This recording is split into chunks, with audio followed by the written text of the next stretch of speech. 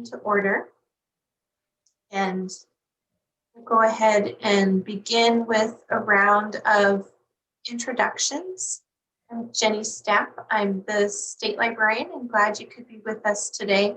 I'm going to call people in order so we can try to keep things orderly for us. And if you could just say who you are, where you're from, and who you represent. Tracy. I am Tracy Cook with the Montana State Library. And Genevieve. I'm Genevieve Lighthizer, Admin Assistant with the Montana State Library. Bruce.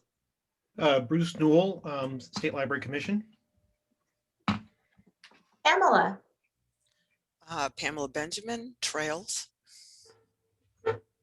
Nancy Schmidt.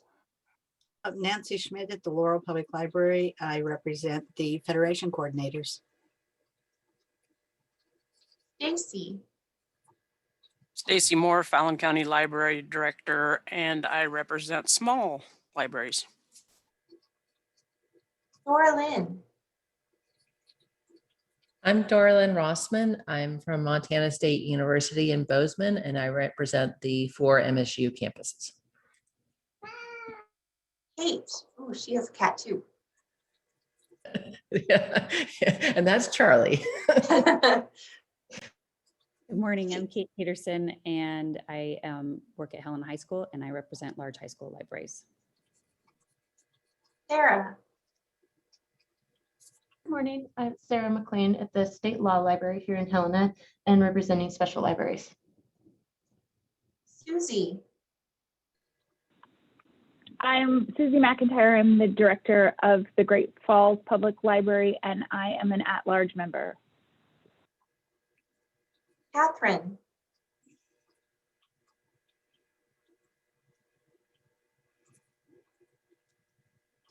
Oh, Catherine has a mic. Doesn't look like it. Those darn Havre Blue Ponies beat out Columbia Falls in the state tournament.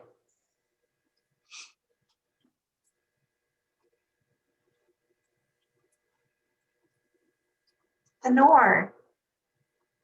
Honor Braid, Missoula Public Library, representing large libraries. Jody. I'm Jody Smiley, and I'm from the Boulder Community Library, representing medium-sized libraries. Joy. I'm Joy Bridwell. I'm the library director at Stone Child College Library, and I represent tribal libraries.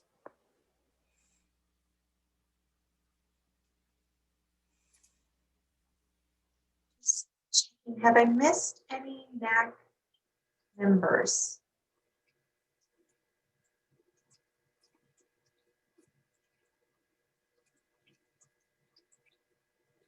All right, I'm going to ask staff to introduce yourselves. Jennifer. I am Jennifer Burnell, the director of the Montana Memory Project for the State Library. And Kara. Hi everyone, Kara Orban, State Library. Jessica. Jessica Edwards, Data Coordinator, State Library. Joe. Hi everybody, this is Joe Flick coming to you from beautiful downtown East Glacier Park, Montana. I'm the CE coordinator for the State Library. Amy. Good morning, Amy Martwick. I am the lead system administrator for the Montana SHIG catalog at the State Library. Pam. Pam Henley. I'm a consulting librarian with the State Library.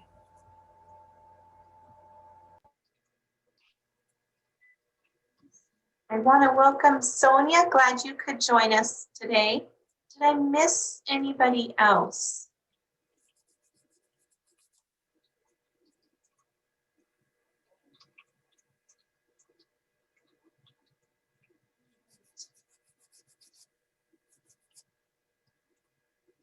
Genevieve, would you mind sharing the agenda, or Tracy?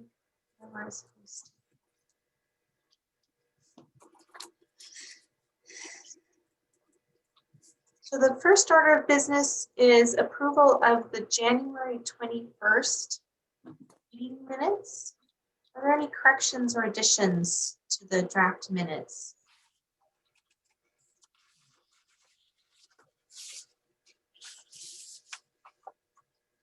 Hearing none, is there a motion to approve? This is Stacy Moore. I make the motion to approve the minutes from the January 21st meeting. Thanks, Stacy. Is there a second? This is Nancy Schmidt. I second the motion. Any further discussion? All in favor of approving the minutes, please say aye. Aye. Aye. Aye. Aye. Aye. Any opposed? Any abstentions? Feel free to use the chat as well. Okay, thank you. The minutes are approved. I wanted to share a couple of updates from the State Library, some of which will inform our discussion a little bit later in the meeting. First, just a legislative update. From a budget perspective, things are going very well for the State Library. Our primary budget, which is contained in House Bill 2, has been approved by the Education Subcommittee of the joint House Appropriations and Senate Finance and Claims Committees. They approved everything that was in Governor Gianforte's budget, including a number of fixed cost and present law adjustments, as well as a couple of changes that I think I've discussed with the NAC previously. One of those primary changes would impact some of the funding we have for library development services and our use of coal severance tax monies. That change reduces our authority to spend coal severance tax dollars from about $567,000 to a little bit over $510,000. But it's accompanied by a separate piece of legislation, House Bill 374, that would backfill any revenue shortfalls in the coal severance tax account with general fund. You all know that we've been in a situation for many years now where the legislature grants a certain amount of authority to the state library for our basic library services account. And sometimes we have enough revenue come in to equal that amount of authority, but many times we don't have enough cash. And in fact, this year we were projected to only receive about $420,000 or $430,000 in actual cash. So when we built our current fiscal year budget, we planned for that shortfall. So with the changes in House Bill 2 and the hopeful passage of House Bill 374, despite the fact that we have a slightly lower amount of authority to spend, we anticipate that we would have significantly more cash, somewhere around $90,000 or more to be able to spend each fiscal year. So House Bill 374 has made it through the House and will start its legislative path in the Senate here in the next week or so. So far, that bill isn't receiving any significant opposition. It is a bill that's sponsored by the governor's office, and so they would certainly support it. So I think that should be good news for library development services in the future. Other legislative updates. We've been working with the Montana Library Association on a study resolution to study broadband needs in the state of Montana.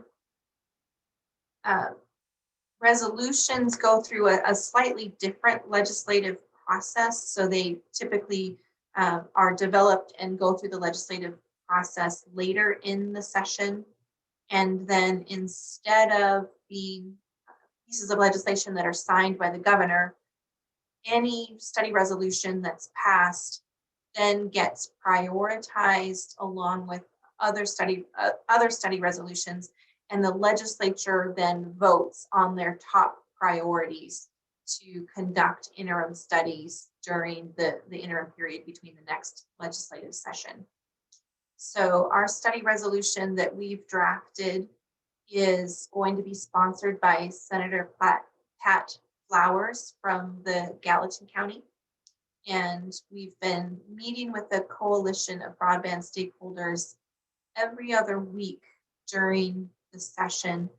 That process has proved to be really useful for us and for legislators to be in communication with one another about broadband legislation that's working its way through the process and keeping one another informed, and is now serving as sort of a venue for legislators who have legislative proposals around broadband that they want to discuss with stakeholders.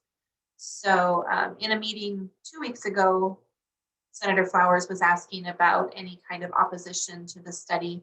I feel pretty good at this point that we've involved the right stakeholders, and at this point, no stakeholders have expressed any opposition to that study moving forward. So I think we'll see that bill introduced here in the next few weeks through that process.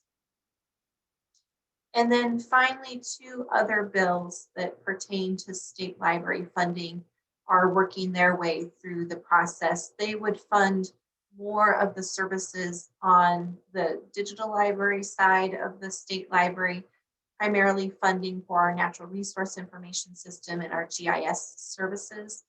Those bills are House Bill 49 and House Bill 50. And both of those bills have cleared the House and similarly are working their way to the Senate. House Bill 49 has a hearing tomorrow afternoon, and House Bill 50 should have a hearing here in the next week or 2. So again, we're really optimistic that both of those bills will provide funding for existing services. If House Bill 50 passes, it would provide funding for the state library to have resources to support local governments and their 911 GIS related needs. Overall, it's been a positive fiscal session for the state library. And I just also want to really commend the Montana Library Association Government Affairs Committee that's being chaired by Rachel Ron and Ann Eubank with a number of members. Some of you are on that committee. I think they're doing a great job of monitoring for bills that would have impact to libraries, bills that address things like the mill levy process, for example, or the authority of boards. Right now, I think there's nothing really harmful to libraries that we're looking at. There are some additional broadband bills that we continue to monitor. One of the areas for concern is the nature of some of the bills that pertain to local health boards and some of the erosion of their authority that's being proposed in some of these pieces of legislation, and whether or not in the future that might translate into impact for library boards. But that's something to remain watchful of in the future.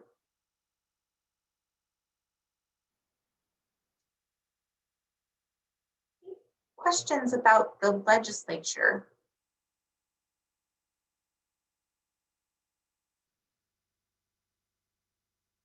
They're scheduled to wrap up their work on May 1st, if not a little bit sooner.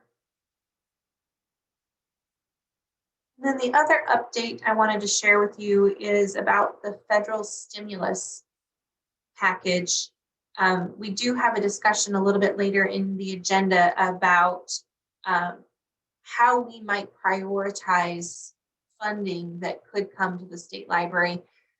What exists in the federal stimulus bill right now, they're referring to the process as a reconciliation bill. And I wasn't familiar with what that meant until recently. What it means is that any of the funding that's appropriated in the stimulus bill has to go to an existing program. It cannot create new programs. That's part of the political maneuvering that would allow for the bill to be passed with just a 50-50 majority rather than a 2/3 majority. So in some ways, providing funding to existing programs reconciles those budgets for those programs. So the funding that exists in the stimulus package, which should be voted on by the House today, and I've heard might be signed by the president tomorrow, includes $200 million for IMLS, and 89% of that funding has to be appropriated to state libraries for services under the Library Services and Technology Act Grants to States program. So for us, that means somewhere probably between 2.2 and $2.3 million. And that's in addition to the $1.2 million in our FY21 LSTA award. So in the next few days, we should know whether or not in the next month or two, we'll be receiving a significant amount of federal funding. I did want to let you know also that because the legislature's in session right now, there's a requirement that the legislature grant authority on any kind of funding that's received from the federal government during the legislative session. So the governor's office and the legislature is drafting that legislation right now that would grant the state library the authority to spend those dollars. That's really just a administrative requirement, and we don't anticipate that there would be any issues or concerns with getting that authority. The language in the stimulus bill about how the funds can be spent, it's really very broad. There's actually no restrictive language in the legislation at all. It simply aligns that funding with the Grants to States program. There have been other individual pieces of legislation moving through Congress over the past year that have called for things like more funding for hotspot programs, more funding for broadband deployment, funding for staff for libraries, that kind of thing. None of that language has been included in the actual stimulus bill, so it will be up to IMLS to determine what, if any, kinds of requirements they might place on that funding if we receive it. For example, with the CARES Act funds, there was a focus on broadband and workforce development and services to minorities. They might have those kinds of similar requirements when we see the final stimulus language from them. But at this point, we think it will largely be aligned with some of that legislation that was moving through Congress earlier, really focused on broadband and digital content, digital access to services, and those kinds of things. And Jenny, I don't know if you saw it, but Kara asked about the spending timeline. That's a good question, Kara. I just asked that question as well. We believe it will likely be through September 30th of 2023. That requirement is not actually spelled out in the legislation, so it too would be up to IMLS, and we'll be advocating for the broadest possible window to spend those dollars so that they can be expended wisely. I would like to just to sort of note that this is happening sort of parallel to sort of a probable restructuring of the Network Advisory Council. And on one hand, that's a blessing because we'll have the commission will have the NAC's help in moving quickly on some of these funds, but it does place a lot of onus on the NAC to help us sort of quickly get on our feet and sort through this and come up with strategies that best serve the priorities of the NAC. So no pressure. No Chris pressure. is exactly right. We'll be talking at length in a bit about some of that restructuring, but some of the reasons for the restructuring that we're talking about couldn't be better exemplified by the opportunities that are in front of us right now.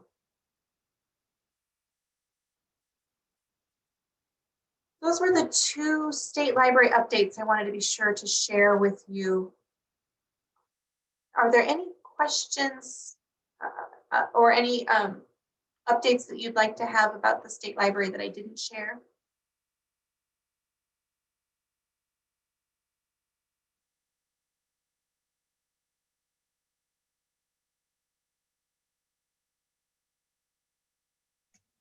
Hey, Jenny, I have a process related question, a meeting process. I noticed that you and I are the only people showing our faces on video.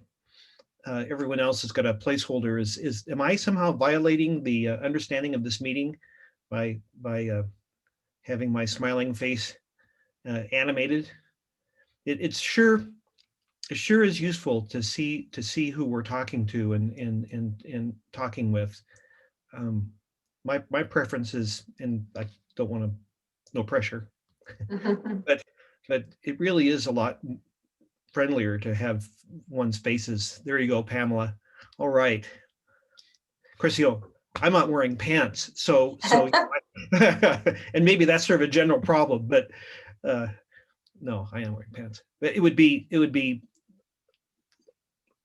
Zoom is not as good as a face-to-face meeting, but let's take advantage of Zoom if you're comfortable doing so. I encourage folks to do so. I don't know how you My feel. internet is not really strong, and so when I turn on the camera, you guys break up really bad. That's why I'm off. I was going to say that's really the same for me, so you may lose me shortly.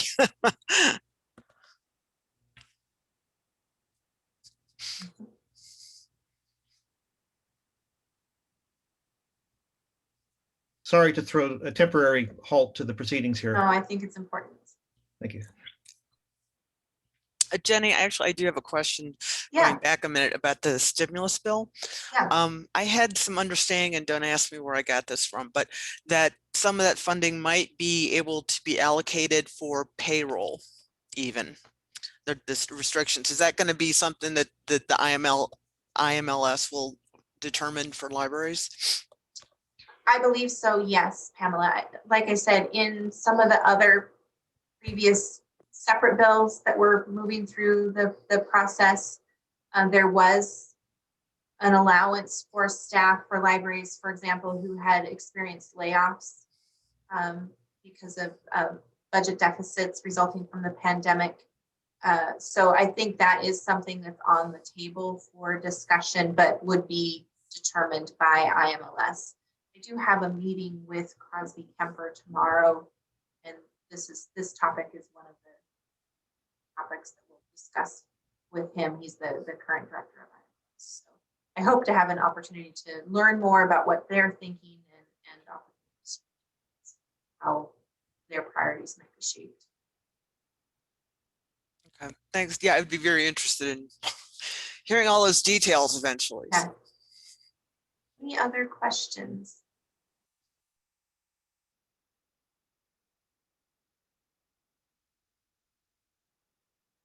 So I wanted to move into a discussion of the reimagining of the Montana Library Network and the Network Advisory Council.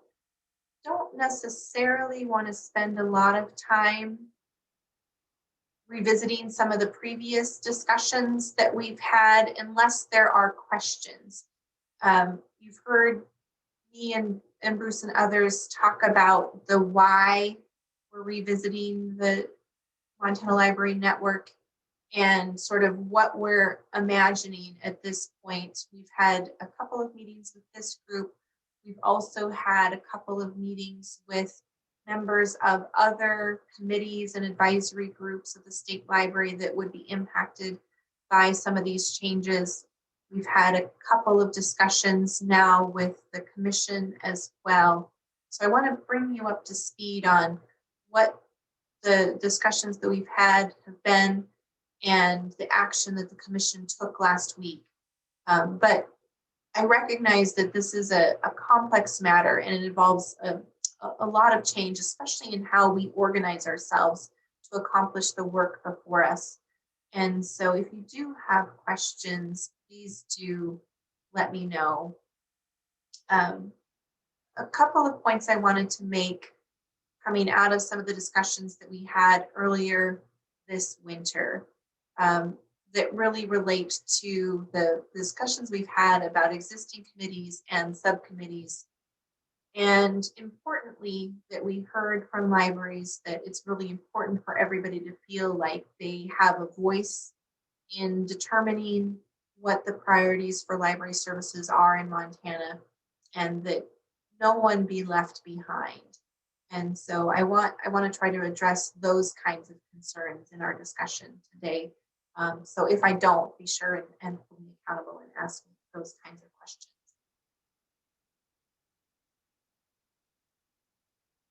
As it pertains to the existing subcommittee structure and related existing committees, in looking at the organizational structure of the Network Advisory Council, one of the points that you'll note in the discussion document is that we're proposing to largely dissolve the current committee structures, recognizing that some work needs to continue to happen. For example, people who are involved in the Montana Library to Go will need to continue to build the collections within the Overdrive platform. I know group is currently working on the cost share formula for the Montana Shared Catalog. Those kinds of platform specific work will continue to need to happen. But as is proposed and as was approved by the commission last week, the current structure of the Network Advisory Council and other councils that don't necessarily have those kinds of specific work tasks would be dissolved and reframed in light of what we've been discussing over the last several months. And that includes a smaller NAC with a more defined job description and a more focused skill set. And we'll talk about that in a little bit more detail in just a minute. And then we would have a structure of subcommittees or core service committees with those kinds of subject matter experts that can advise the Network Advisory Council and ultimately the State Library Commission on the nature of the services that they're focused on. And as we've discussed, how we measure the success of those services, what kinds of funding needs are necessary to support those services, what the future of those services look like, and so forth. So the commission did, as I said, take action last week to direct staff to reform, starting with the Network Advisory Council. So I want to take a look at the chart that's being shared right now, and then we'll jump back to the timeline and walk through a timeline. And then I have a couple more documents I want to share with you for discussion. So as you can see, it's a more hierarchical organizational structure. One of the points I want to make, though, is that it really needs to be viewed more bottom up, and I think Bruce would agree with me. Our intent is to get away from committees that sort of rubber stamp the work of the state library, and instead the work is really driven by the priorities that come from the library community, largely you in conversations with people within your community, your users. And so while this looks like a sort of a top-down hierarchical organizational structure, I encourage you to view it bottom up.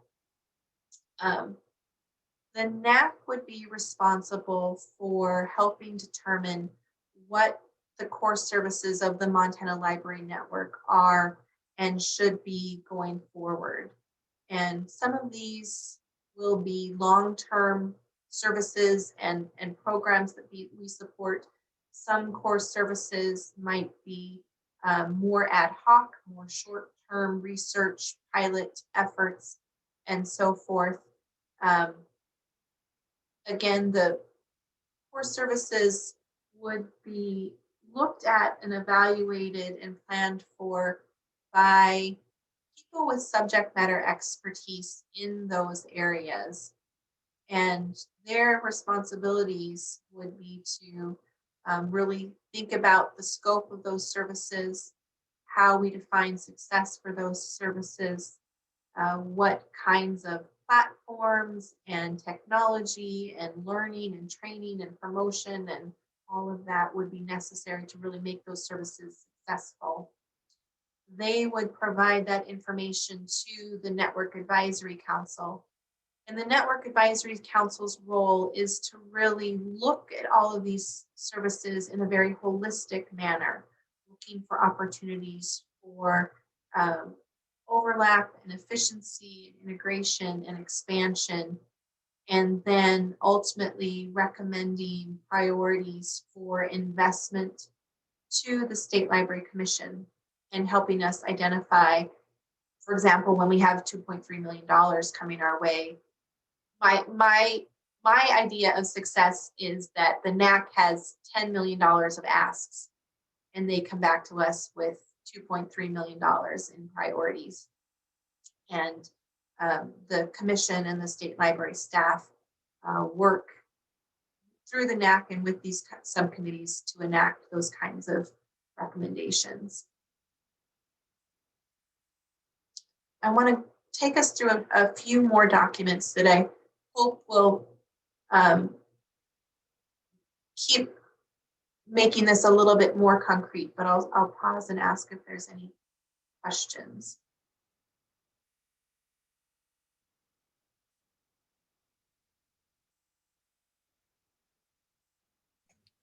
One of the things that occurs to me is that, there's many styles of leadership, and maybe on the far end of undesirability would be sort of an autocratic style of leadership. I don't for a moment think that that's what the state library is practicing or has practiced. But what this does do, I believe, if it works well, is it puts the state library in terms of roles, the library community and the state, in sort of a service leadership. So as Jenny said, from a bottom-up point of view, you and your colleagues from all types of libraries say, this is what our patrons need to be successful, and the state library kind of helps in the process of distilling that from $10 million worth of asks to $2 million worth of asks, and then leads the process of actually sort of fulfilling those needs. So one of the reasons that I'm particularly excited about this change is that it gives us an opportunity to really further lock in the state library doing right and behaving in a with service leadership in such a way that it really does directly connect to your libraries and to your users into your communities more generally, in a kind of way that will build on itself and hopefully just keep getting better and better. So not only is it a way of changing kind of what we do and how we do it, but it's also a way of changing or locking in the leadership role of the state library in what I think are just really excellent ways that will go forward into the future in a very, very healthy manner. That's my hope. This is Honor. I agree with that, but I also agree that sometimes the state library is apprised of things that libraries don't know about yet. And it's really important for the state library to be the leader in bringing those new ideas to the state. And, if people don't attend national conferences and don't have time to do a great amount of reading on what's new out there, I think then they miss out on a lot. But the state library has always brought forth some great ideas, not saying these things need to be tried in Montana, but I really do think that they also need to take that leadership role in the new and greatest. Well, I totally agree, Honor. I think that that's part of the communication process, but it's true communication. It's not just the state library broadcasting what it thinks is the newest and grooviest. it's both ways. I mean, I dare say that your library is doing some things that would inform the practices of libraries all around the state.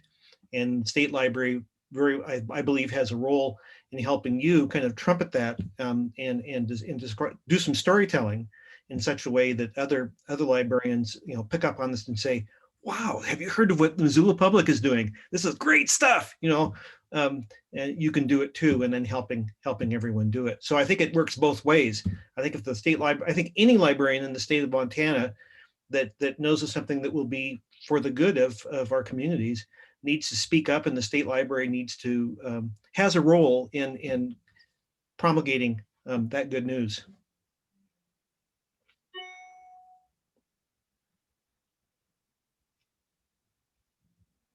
I'm not sure who's driving, Genevieve or Tracy. Could you take us back to that timeline chart? And I have some examples that I think will illustrate what Honora and Bruce were talking about.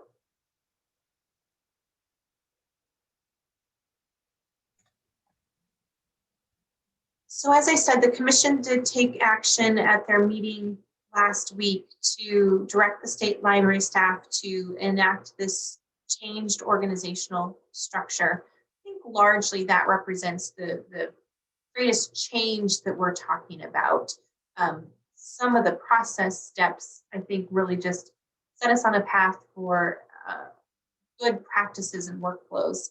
But really, it's the organizational structure that represents the biggest change. So the work before us beginning today is to start thinking about the job description for a revised Network Advisory Council, and some of the knowledge, skills, and abilities that we hope that NAC members might bring to that committee. And then the commission wants to be involved in appointing a new Network Advisory Council. So our job would be to bring them a slate of nominees for the committee, ideally by their April commission meeting. We do have a little bit of flexibility in that timeline. The commission will have a meeting in May. We had to push back the March meeting just a bit, or the February meeting to March. So that might push back the timeline just a bit. But ideally by April 14th, we could bring a slate of NAC members to the commission. If not by then, by a meeting they're scheduling the week of May 17th. And again, that slate would be based on discussions that we have with staff, you as the current Network Advisory Council, other advisory councils and groups, people from within the Montana Library community. In its makeup as the current Network Advisory Council, we would plan to continue to meet with you through this fiscal year. After this meeting, there's one more meeting in May. If we do have new representation for a new Network Advisory Council, we would invite them to that May meeting as well. That May meeting would conclude the makeup of this current Network Advisory Council.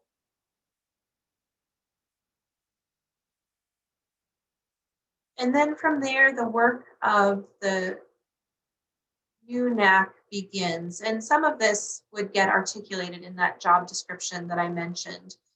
I think it's really the role of the new Network Advisory Council to be in a position, as I've said, to think holistically about the nature of the services that we offer. And so the NAC would be responsible for defining the success measures for the Montana Library Network, as well as identifying and kind of finalizing that list of core services that we've taken a stab at identifying for discussion purposes, and is probably pretty close, but might need some tweaking, some additions or deletions as we move forward.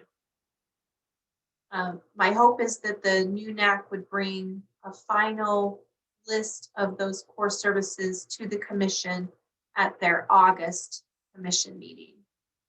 I want to point out again that discussions with the NAC about what those core services should be must include conversations with the broader library community.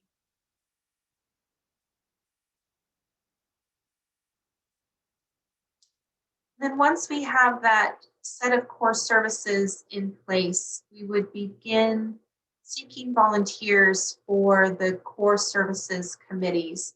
And again, these are the people who are largely the subject matter experts in those particular areas.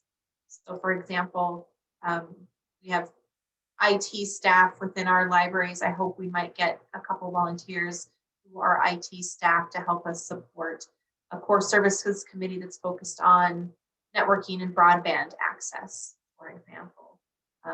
We talked at a recent meeting about the Montana Memory Project and what that might look like in a future role. And I think there's opportunities for a Montana Memory Project core services committee to include certainly librarians, but also people beyond the library community, just by way of example.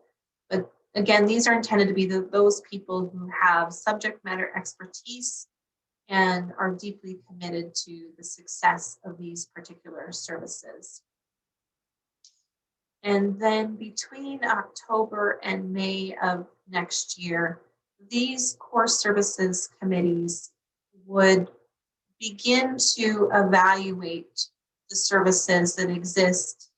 I want to walk us through sort of a very draft framework for what we've been thinking about how they might approach that kind of work. But ultimately, our hope is that these groups of people are help us better able to define those services themselves. Similarly, think about the success of those individual services. Really importantly, looking to the future and planning for the future of those services and identifying funding needs so that we can align funding opportunities with those funding needs.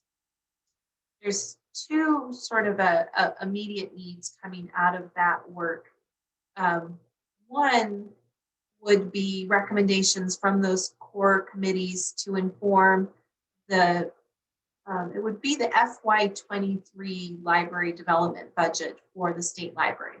So that work would be shared with the Network Advisory Council, who would ultimately recommend prioritizing funding to meet those core service needs based on the input and recommendations from those committees. And two, next year we'll be involved in the Library Services and Technology Act 5-year planning process.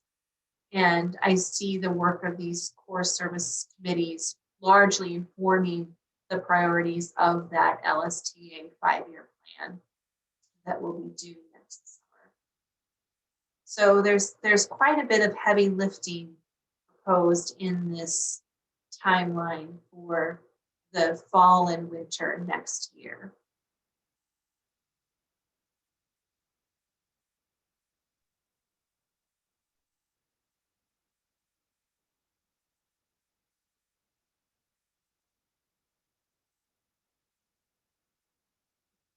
Again, ask if there's any questions or comments about this timeline.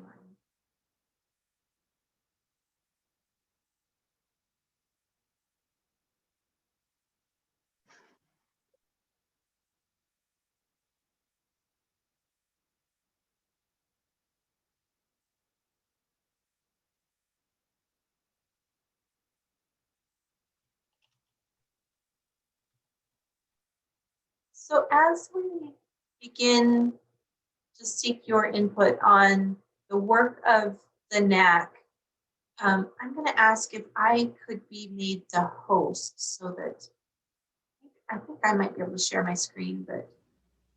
Yep, I made you the host, Jenny. Thanks.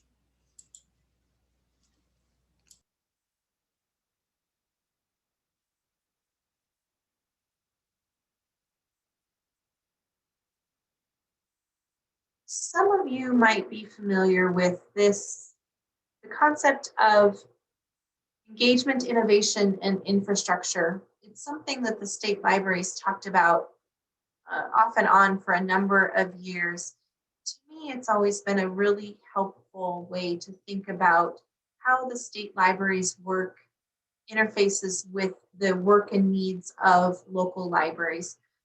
These concepts came from Lorcan Dempsey, who I may still work for OCLC. He was a vice president with OCLC at the time, and he'd come out to Montana for an offline conference. And he talked about the need for libraries to really be engaged in their communities and to identify opportunities for innovative services, and then challenged us to think about how we can grow those services at scale, providing a scalable infrastructure to maximize our investment in those services, and so that all libraries have the opportunity to invest and take advantage of those kinds of services. And in so doing, it creates, we hope, more time and opportunity through the efficiencies gained for that continual community engagement. We've shared these concepts in sort of a pie chart, and some of you know Stu Wilson, who's working with us on the Trust for Montana Libraries. He said that we really should be thinking about these concepts in terms of a wheel, because it really is almost cyclical in how the work can proceed. Honor, I think this gets to some of the points that you and Bruce were discussing.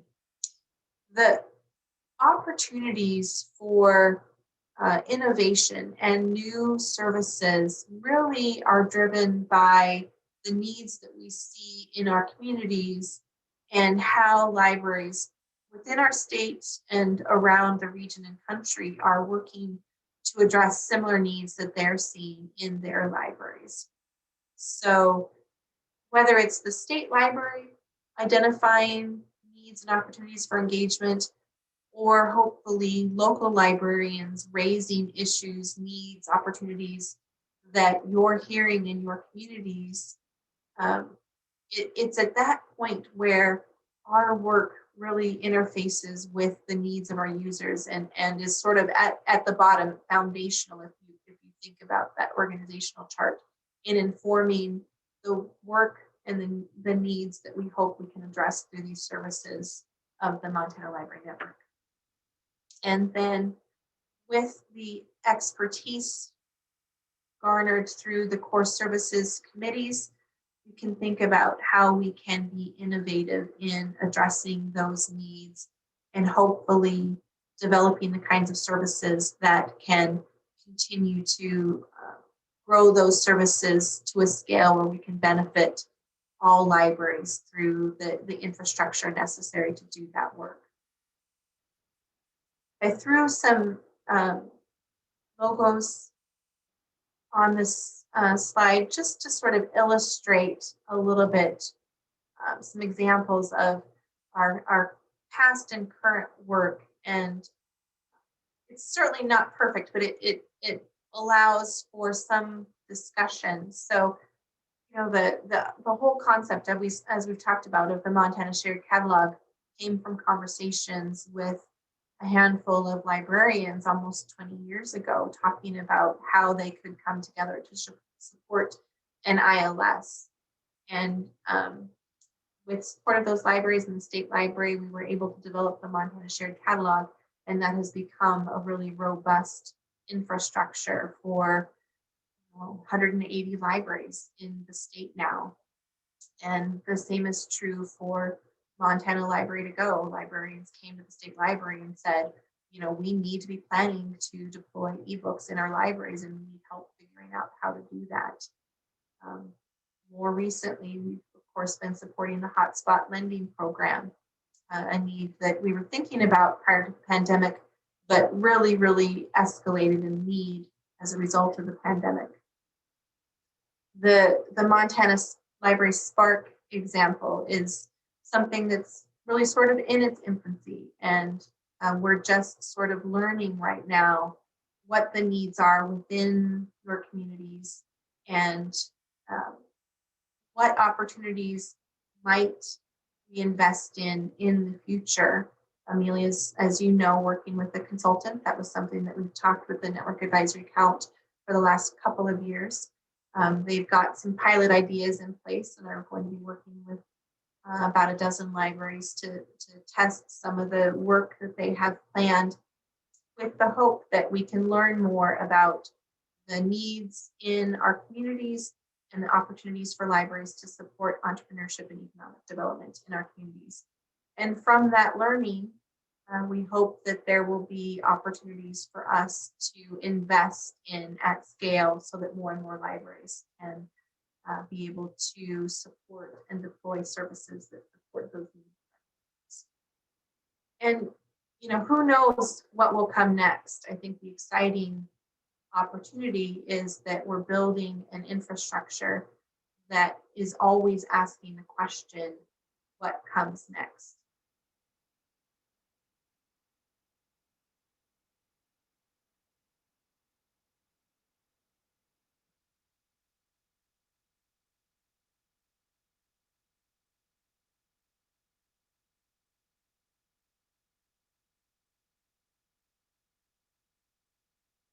Questions, comments, thoughts, reactions?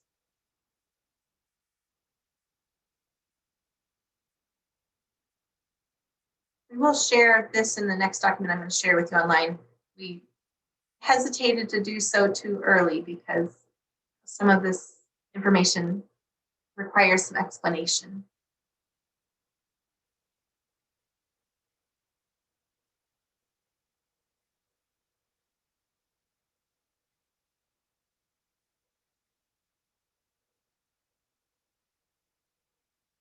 Just going to keep going if there's no comment. So the last. May I ask another process related question? Yes. The membership is very quiet. Is that because some of us aren't, or because people are totally happy, or because people just simply have nothing to say? Processing what Jenny has just said. To me, you know, there were many years I wasn't on the NAC, but when I was on the NAC before, this is exactly what the NAC was.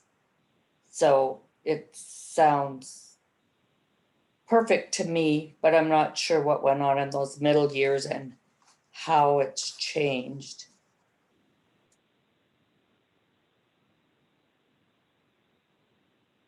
Yeah, I agree. This is Susie, and I'm just kind of taking it in. I think a lot of it is stuff that we've kind of talked about before, but just solidifying into how it's going to work.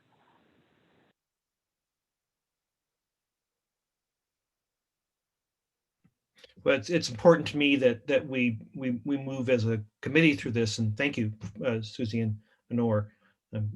Love to hear from others. You know, my view is that we try to do the right thing, and we really need feedback to make sure that we're doing the right thing. And you guys are the point of that feedback spirit. At this point, you're going to tell us whether we're, you know, self-deluding, which is always a little bit of a fear, or whether we're on the right track. And I keep hearing we're on the right track, but we're processing, or as Ellie says, buffering. So Bruce, I guess I will add a little bit more, because I've had conversations with people that were on the NAC before when I was reappointed, and they said, oh my God, what do you want to do that for? It's so boring. And I, you know, asked what they meant it was so boring, because I always thought it was so exciting. It was innovative and you got to try new things. And so it appears to me from conversations that for several years, they were just kind of a sounding board and never did any real work, is how people felt. And so if that's the case, then yes, you're moving in the right way.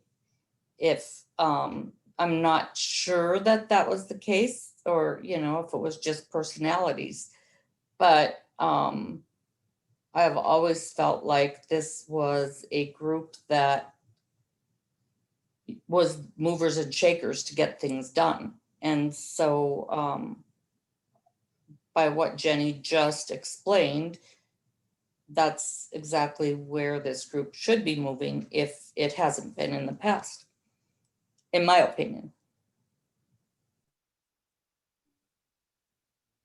I think, Honor, from my perspective, I would largely agree that we've fallen into too much of a pattern of having a sort of a rubber stamp NAC.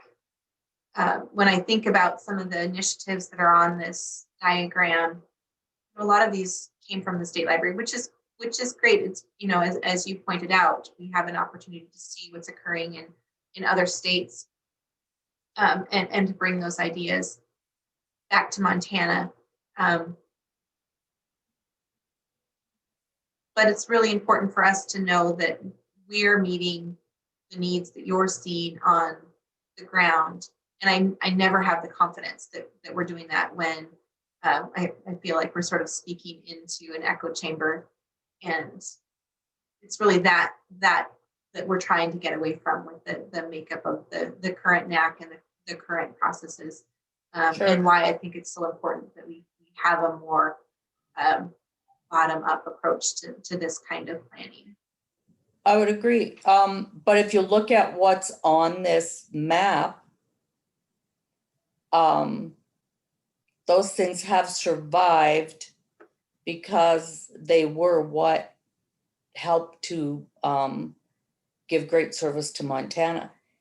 There's been many things that have been tried that haven't made it, you know, such as virtual reference. And a lot of money, and that came out of the NAC many years ago. We spent a lot of money in the state to make it happen. And for some reason, Montanans were so far behind in that idea of having a conversation virtually with people in the late 70s, early 80s, 90s, that it just didn't work. The money was spent as a trial, but it never took off. So, you know, it's good to see it's not here anymore. Yeah. I think that, you know, the cream always rises to the top, and obviously these projects have proven to be great projects. So thank you for that. Yeah. Well, all of these projects are the product of some risk taking and some great imagination, and mostly of trust. And Honora, you were one of the people that engaged, that personified all three of those things. Because when we threw these up against the wall and hoped they'd stick, you know, we were taking some serious risks, and you know, it worked out. You know, and it goes both ways, Bruce. Because it goes both ways. Missoula Public Library came to the state library and said, we want to do the concept of Montana Library to Go. We can't afford it on our own. Yes. Are you interested? Yep. And it's grown to be one of the most successful absolutely the state has. So I think the conversation you were talking about is it needs to be both ways, absolutely. But I also don't think that it should preclude the state library from coming forward and saying, we heard of this great product. Oh, agreed. Yeah. Ready to read. You know, Ready to Read was from the state library. And I don't know about other libraries, but our kids' staff are so inundated all the time with information and stuff to do that they were so happy to see Ready to come forth. And so I think it's great. Well, Ready to Read had a great advocate on the state library staff, but it also was changed or formed rather with a huge amount of interaction with librarians around the state. And so the Ready to Read that we have now is really a great example of that sort of everyone brainstorming, everyone kind of engaging and saying, let's try this. And it's, you know, it's been refined through trial and error, as you said, and with experience, it just keeps getting better. Make one more point about the slide, and then I have a document that I think will illustrate that. Tracy, looks like you just, did you have something you wanted to say? Yes, I wanted to acknowledge Jody in the chat said it all sounds good, but I'm trying to process the information. And then Sonia pointed out something that I think is actually very important, that's taken a while to get librarians to realize they have valid experience and knowledge. And then she was thanking Honor for her leadership. And I think Sonia's made a good point that sometimes librarians don't give themselves enough credit. I just wanted to make sure that those were acknowledged. I'd like to pipe up. My coffee's kicking in. It seems like, you know, what you're trying to accomplish is a balance in part, and making sure that everybody's contributing what they can contribute best. So you've got that balance between people that are in the weeds or on the ground, or they're dealing with stuff and they know what the patrons want, they know what users want. And then you're also in part seeking awareness and even vision, and bringing in new ideas, and who's in the right place to do that. And then drawing from both groups. That makes sense to me. It's probably hard to accomplish, but it seems logical. You're exactly right, Pamela.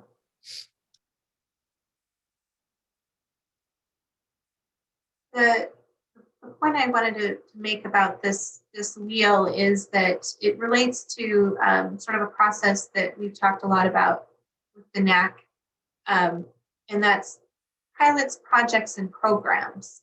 And I think a lot of the work of the NAC has been to kind of do that trial and testing that we've talked about and see what sticks, and might grow into a larger project that we support for a period of time, like Ready to Read, or an actual program that's supported as the infrastructure coming from the state library, like Montana Library to Go and the Montana Shared Catalog. And to both Honora and Pamela's points, part of this visioning, part of this looking to the future is seeking opportunities for that next pilot. What do we want to try? And right now we're focusing on economic development and understanding what the needs in communities are and what some of the barriers that libraries face to be able to respond to those kinds of needs, and figuring out what kinds of innovative solutions we might be able to bring, and from that learning determine to what extent in the future we might continue to support those kinds of things.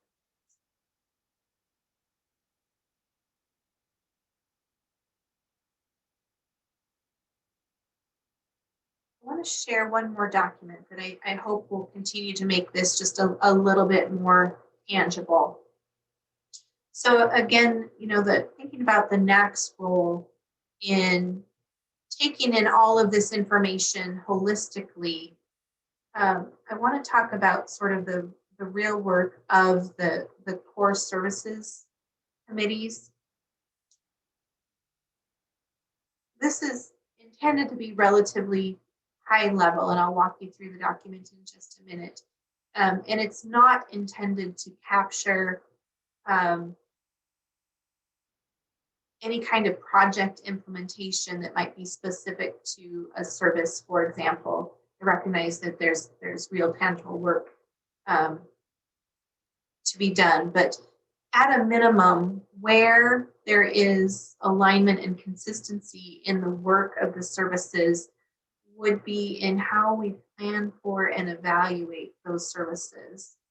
And so to try to make this more concrete for people, we've drafted a framework.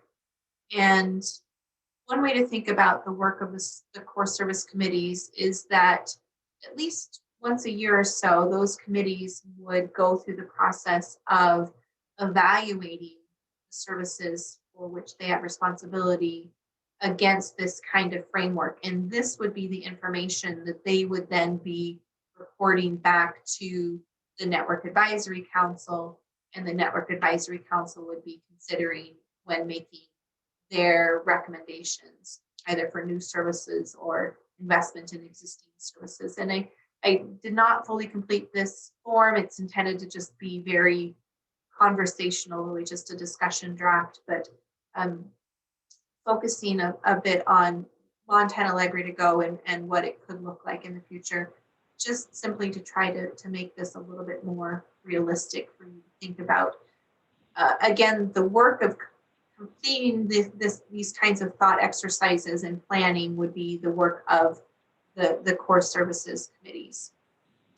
So if we think about Montana Library to Go, one of the points that was actually made in the meeting we had with the broader committee groups last month was about the collection development policy for Montana Library to Go. And I posed the question, should we have a collection development policy that goes beyond overdrive contract and might include any kind of e-resource or digital content?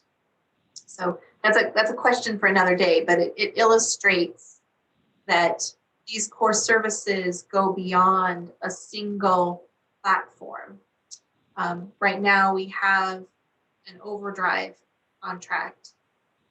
We're also very slowly piloting the Digital Public Library of America Simply E app and the content that they can bring to bear. You know, to Nora's point, this is something that the state library became aware of through some of our meetings and conferences and brought back. I'm very interested in learning more about how that service can bring together the disparate e-resources that exist in our individual libraries and how that might help us think about content beyond what's available through Overdrive, including some of our own local content. And then we know that libraries have individual e-resources that you currently license. We'd love to figure out how to fund more of those at scale. I put the Montana Memory Project as a related core service because that's an obvious example of digital resources that we are supporting and in some ways could support a collection development policy for a larger Montana Library to Go. And then we've talked for years about how investment in our digital collections impacts our investment in print collections. And so it seems natural that we should be thinking about print and digital collection development as they align with one another.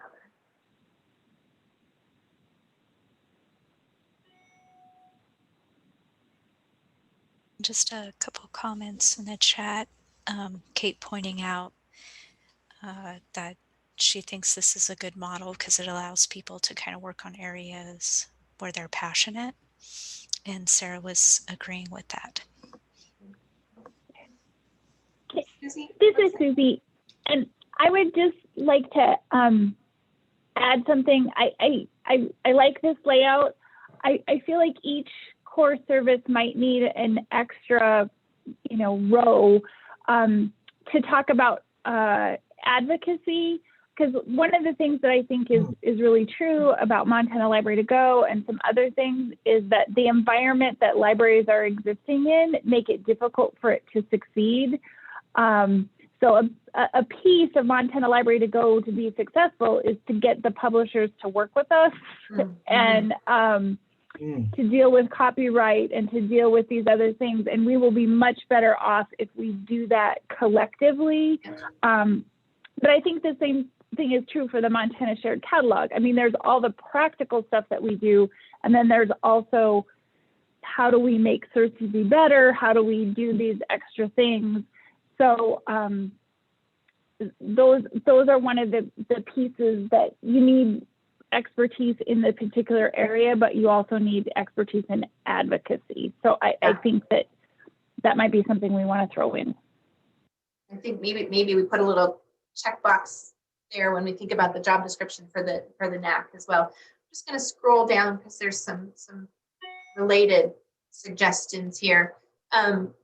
We've spent a lot of time talking about outcomes and impacts and having a data-driven evaluation model. And I think that's very, very important as we continue to evaluate the services that we're offering. Nora mentioned the remote reference services. And that was something that ultimately we decided to no longer invest in. And I think making sure that we continue an evaluation process so we can make those kinds of decisions, or decisions to more fully invest in services, it's going to be really crucial to our continued success. One of the things that I think is really important to think about are the barriers to implementation. Why is it that a library is able to adopt a particular service model, or join the shared catalog, or join Montana Library to Go, or not? One of the reasons why the Ready to Read program was so successful, in my view, is that we took a very serious look at the barriers that were preventing libraries from fully investing in early literacy services. And over a period of years, it took years, but we made concrete steps to address those barriers. And some of those barriers included the collection and collection development needs. Some of the barriers were barriers of professional development and training. And so we have the Ready to Read Rendezvous now to try to address those kinds of ongoing needs. Again, people with the subject matter expertise can best advise the state library on what those barriers are, so that we can plan together for how to overcome them. And that's going to involve work of our consultants and Joe Flick and others to help think through what those things will be. Really, really important is that having that eye to the future, having groups of people that have already thought about, if we had a little bit more money, how could we invest it to make the biggest difference? Or if we had a lot of money coming our way, this is really how we would prioritize that. And when we have $2 million drop in our lap, we have the people already seated and invested in these kinds of conversations, so that we can come to you with these opportunities and get your thoughts and feedback in a much more timely and proactive way than we're able to respond right now. Jenny, if I may add to that, I saw your list for current costs. The other thing is you have a nice template here for describing what success would look like. Where we are in terms of how well we're doing now and what success would look like. It would be lovely for the subject experts to be able to tell the commission, right now we're spending $500,000 on this. For it to be successful, it really needs another quarter of a million, needs $750,000 to be successful. What that would let us do is see kind of that delta, that difference between what we're doing in terms of money, and how much more money we need. The commission's job is less driving programmatic kinds of stuff, I think, than it is listening to you guys, to the state as a whole, and to the state library staff, and saying, we're doing great at whatever our current budget is, but if our budget was X, we'd be able to take and satisfy these things that have been prioritized as important for the success of Montanans. So rather than commissioners making up a number, it would be lovely if these work groups and also the NAC generally put some numbers to the difference between what we're doing and what we should be doing or could be doing, and then prioritizing those and then passing those up to the commission. That would be, for the commission, that'd be fabulous. And that would really let us do a much wiser job of making decisions about how to spend bucks. Yeah.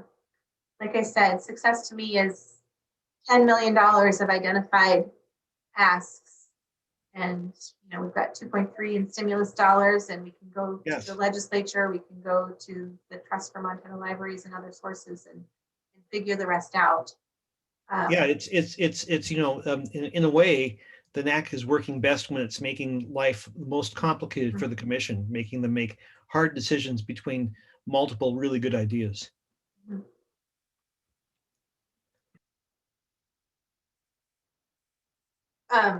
I had put on here communication and outreach. Susie, I don't think this quite captures the point that you were making about advocacy, but I know our staff have talked about the need for continued outreach and communication. And so whether it's these groups doing that work or the NAC or the commissioner or others actually doing that advocacy work, I think that's a really important point to capture. And then also just capturing information about our external partners who have similar interests and missions and goals that we should be working with.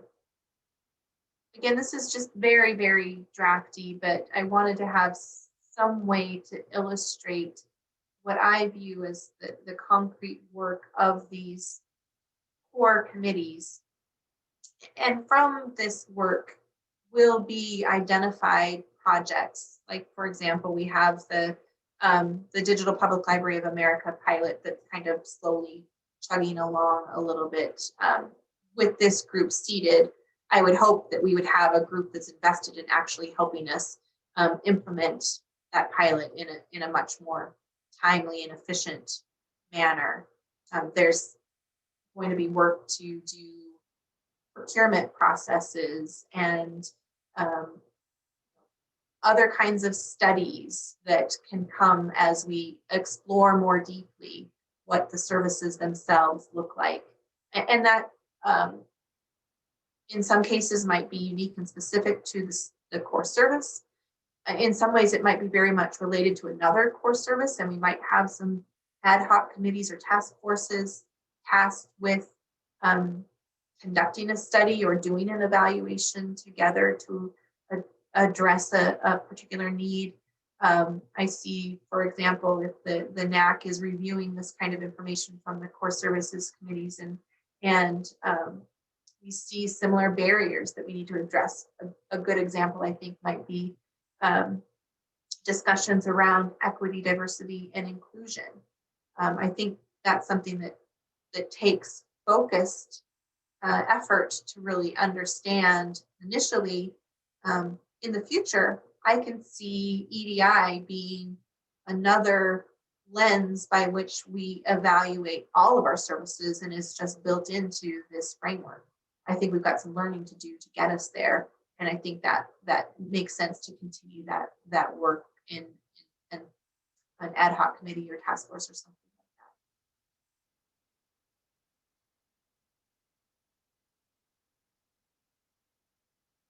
Again, this is the work that I would hope that we could launch late summer and into the fall as we have the final list of core services and those committee representatives identified.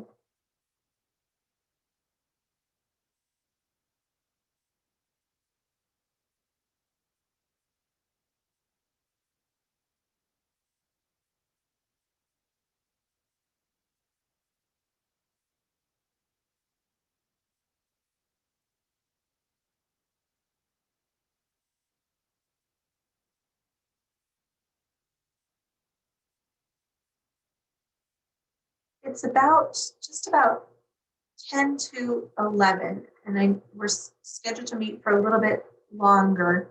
I thought maybe we'd take just a break until 11, and then I'd like to come back and have just a higher level discussion about the job description for the NAC. And then I thought we would break into breakout rooms for discussions about the knowledge, skills, and abilities that you think might contribute well to the success of the Network Advisory Council. So I have 10:51. If we could come back together at 11, that'd be great.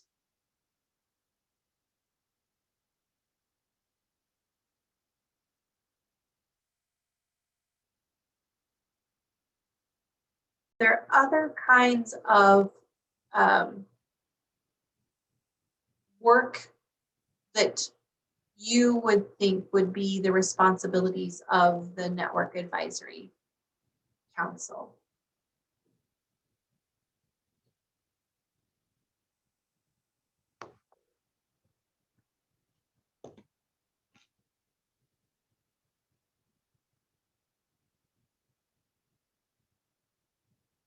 I think maybe, you know, looking at interconnectedness between the different library types goes along with advocacy in some ways, but also parallels with lifelong learning that we all talk about a lot, but seeing how that actually, you know, fits into the different library sectors and making us a little more connected.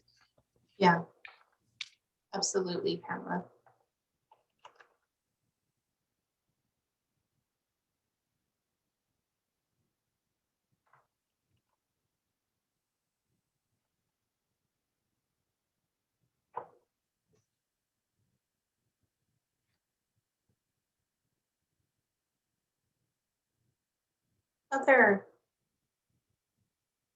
Other priorities.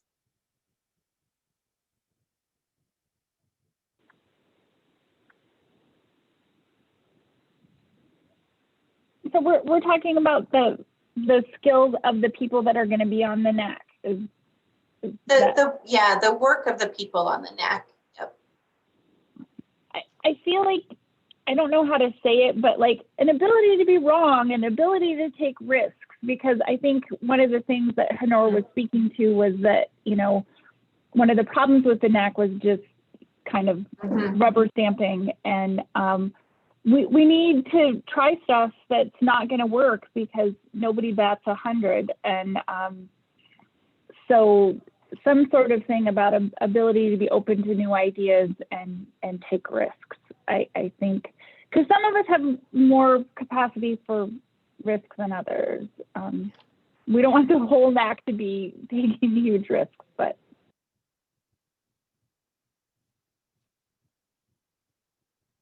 Just playing off of that, Susie, a minute, I agree with that completely, but I'm wondering, so let's say you have a percentage of the NAC that's somewhat adventurous or willing to, I'm not gonna say look outside the box because that's so cliched, but I just said it anyway. How do we know if these things are pushed forward by various people? I guess that's the job of the commission to go, nope, that's a little too wackadoo. We're not going that way. Is that, I mean, part of me is like trying to see the lines between what the commission is doing and what the NAC is doing. It might be helpful to maybe elucidate that a little bit, if you can. No, I think you're exactly right, Pamela. I think that it's not that the commission's role is necessarily to be infallibly wise, because I think that's unrealistic, sadly. But I do think that if everything was working perfectly, the commission would be stuck in the position, as I suggested earlier, that we were having to make decisions between to pick 2 of 10 really great ideas, or ideas that really more by great, I mean that really addressed the sort of the core needs of Montanans and of our communities, and making decisions based upon resources available, money and people, and overall balance, and sort of making decisions that sort of push our sort of statewide strategic plan, which is arrived at statewide, forward into the future. So you know what I would look for in the NAC members, all the things have been said, but also I would want to see people who are curious and who are actively pursuing lifelong learning, whether it's pursuing an interest in the history of fish decoys, or the study of Chaucer, or Montana history, or whatever. People who are really engaged in their communities. People with their hair on fire. You know, I continue, I'm working at no longer having my hair on fire because I'm losing my hair, but people who are as a good friend of mine has said about herself, are impatient and really would like to see things continue to kind of move forward. Like I say, the commission can't be expected to be all wise, because that's just not going to happen. But it can be expected to have this sort of maybe not even 30, maybe 90,000 foot view of the state of Montana and the strategic direction and inertia of the Montana library community, and make judgments about whether this incredibly worthy cataloging project is or is any more important than this interlibrary loan project or this history project or this, etc. And actually, truth be told, to make that work, we really depend upon both members of the NAC, but also on state library staff to help us keep grounded, because many of us on the commission were not librarians, but have a specific other sort of expertise that hopefully aids the dialogue. Pam, did I answer? Did that help? Yes and no. I think I think that you know that the border there is still a little gray to me, and maybe it should be. So I don't know. Well, you know, back to Honor's earlier comment. I mean, in my response to her, it has to be a conversation. So if members, so there's another need for NAC members. They have to be conversant. They have to be willing to give and take, but be willing to give and push the commission a little bit. So there's a good conversation. We got where we're at with conversation, with trust, with some risk taking, and we want to move forward. In my view, we just need to continue on. It is fuzzy. It is fuzzy. We live in a fuzzy world.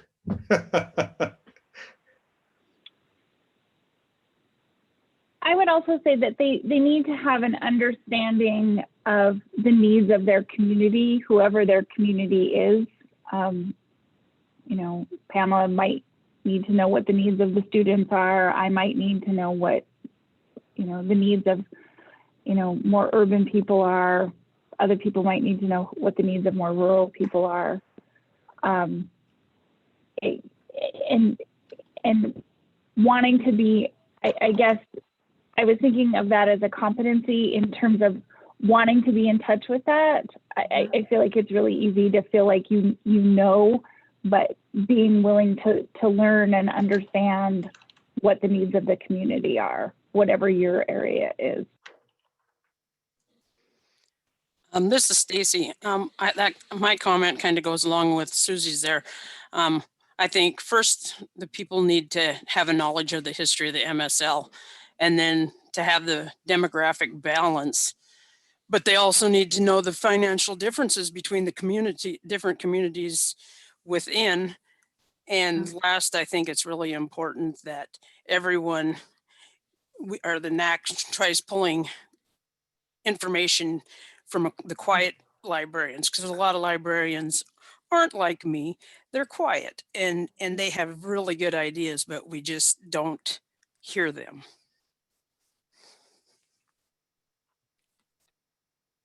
I just want to acknowledge that Catherine also said understanding your community is essential.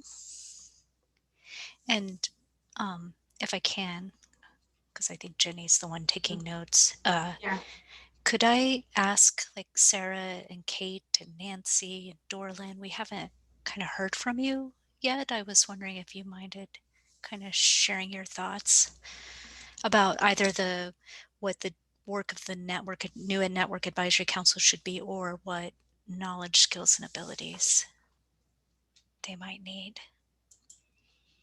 Jenny, this is Jennifer. For the sake of us watching on, can you zoom or increase your font size or something? Your list is really helpful, but it's really hard to read. Thank you. Let me see if I can do this here.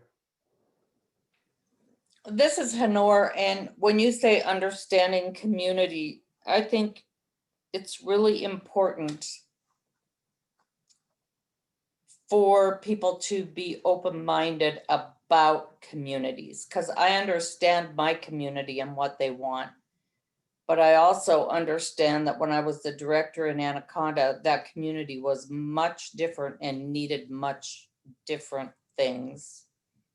When I taught in Eastern Montana, it was much different. And I think people have to be really open-minded about the fact that, yes, you have these community needs, but you need to understand Montana is vastly different from west to east. And so it's not only understanding your community, but it's understanding the state and being willing to do some research and find out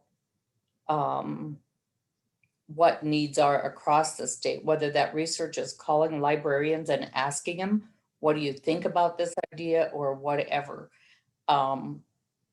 You can't just be huddled in your own community.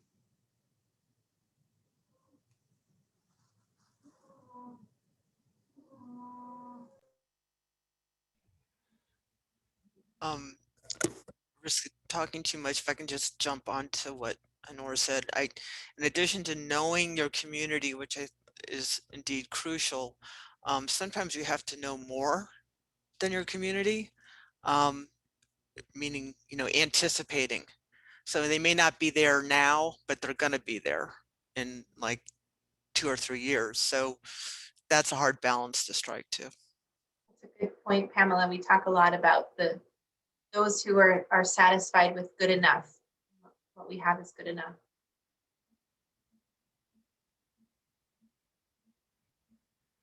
I think it's important that some of our underrepresented communities are present in the conversation. And I was thinking specifically about tribal libraries in their communities, but also thinking about some of the smaller communities in the state that have not had the wherewithal to play before, or to play to the degree to which they wish to play with some of the shared things we have, and it'd be good to have them be part of that conversation. Because as commissioner, I feel like it's our responsibility, commission's responsibility, to find the funding to make it possible for every community in Montana to play, regardless of their means, if they wish to play. So it'd be great to have some members of those communities as well. There's obviously some overlap, but I think that fundamentally tribal libraries have many things that they have in common with other smaller communities in Montana, but also some things that are different. I'm not quite sure how to capture that as a competency. Is it just? I would abbreviate blah, blah, blah. I think it's almost more of a job of the NAC. I think what Bruce is talking about is like, make sure that we're hearing from people we don't always hear from.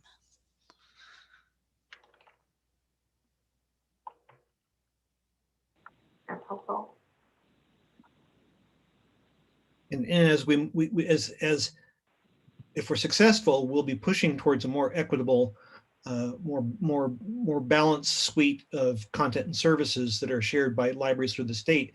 And I don't want to take and overshoot some libraries, because they haven't been part of the conversation, and we just weren't. Like, for instance, a year ago we were talking about how important it was for internet access, for broadband to be available everywhere, and then we heard from some tribal libraries that, well, that's all well and good, but they needed devices.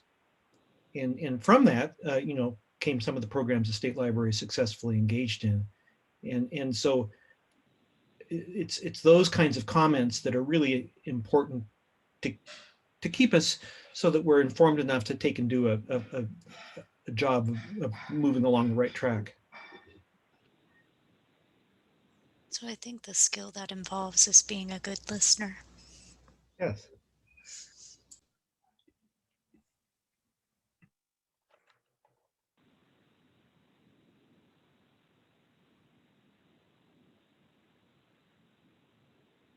So separate for now.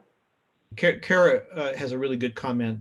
Sometimes it's not for lack of trying. In some cases, there are huge logistical challenges collecting input from libraries, especially non-public libraries.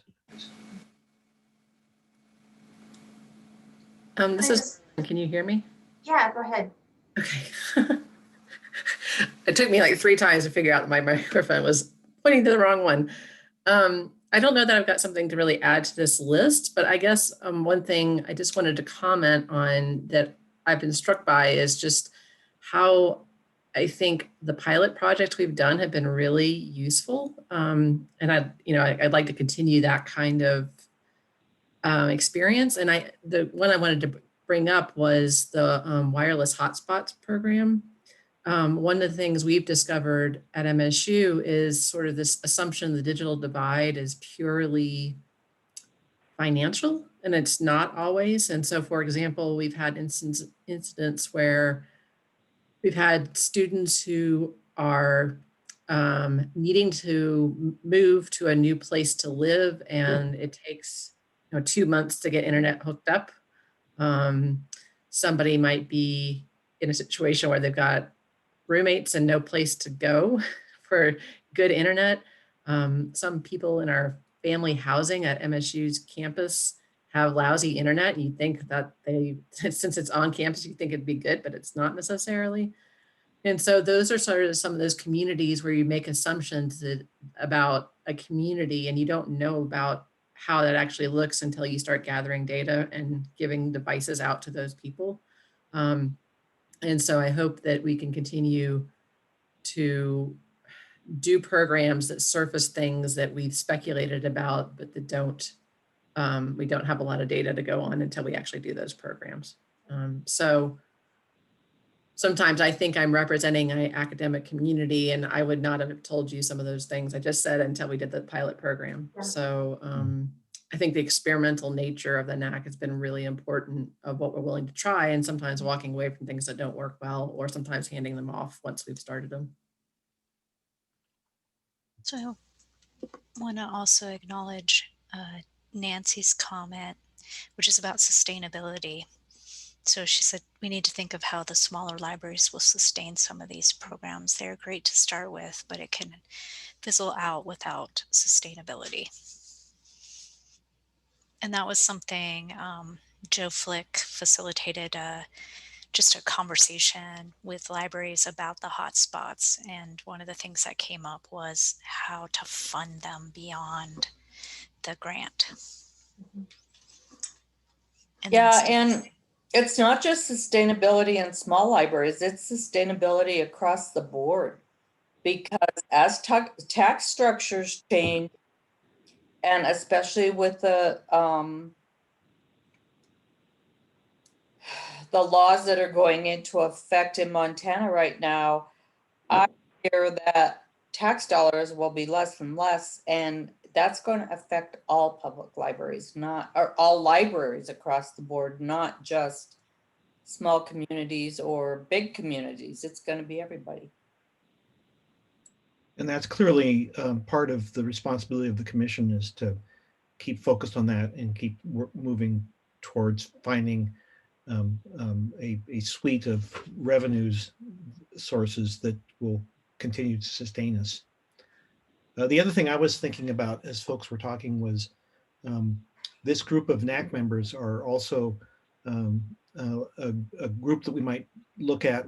It's a way of building leadership capability within our community. That these are the leaders of our who are honing their leadership skills and moving forward. I mean, that was true for me and for probably everyone on this conversation. We had opportunities to learn how to be better leaders, and we should be conscious of that. That's part of what we're doing here. This is Sarah, and thanks, Tracy, for your question. A couple of things that are coming to mind for me with, I always like, hearing from those that we don't hear from, and I'm glad that we pointed out rural and tribal. And I'm wondering if there is some sort of opportunity to have input from our youth. We know they are using the libraries and that they might be interested in things that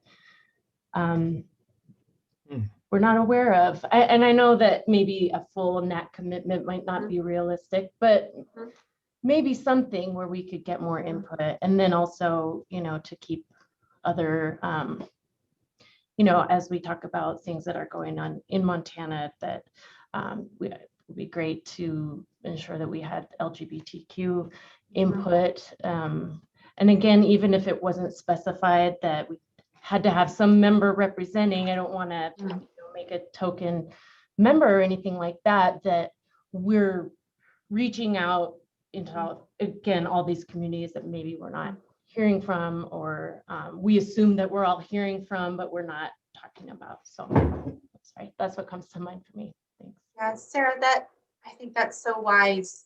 Let me react and pose a thought back. You know, what's not articulated here is that sort of overarching mission that we started with, that's articulated in the MLN document, that we're striving to provide sufficient library and information services for all Montanans. And if that's the benchmark by which the NAC is evaluating how the success of the Montana Library Network, all Montanans include these different kinds of communities. And I think the core services committees, I hope they will and need to plan for how to evaluate how those services are meeting the needs of different stakeholder groups.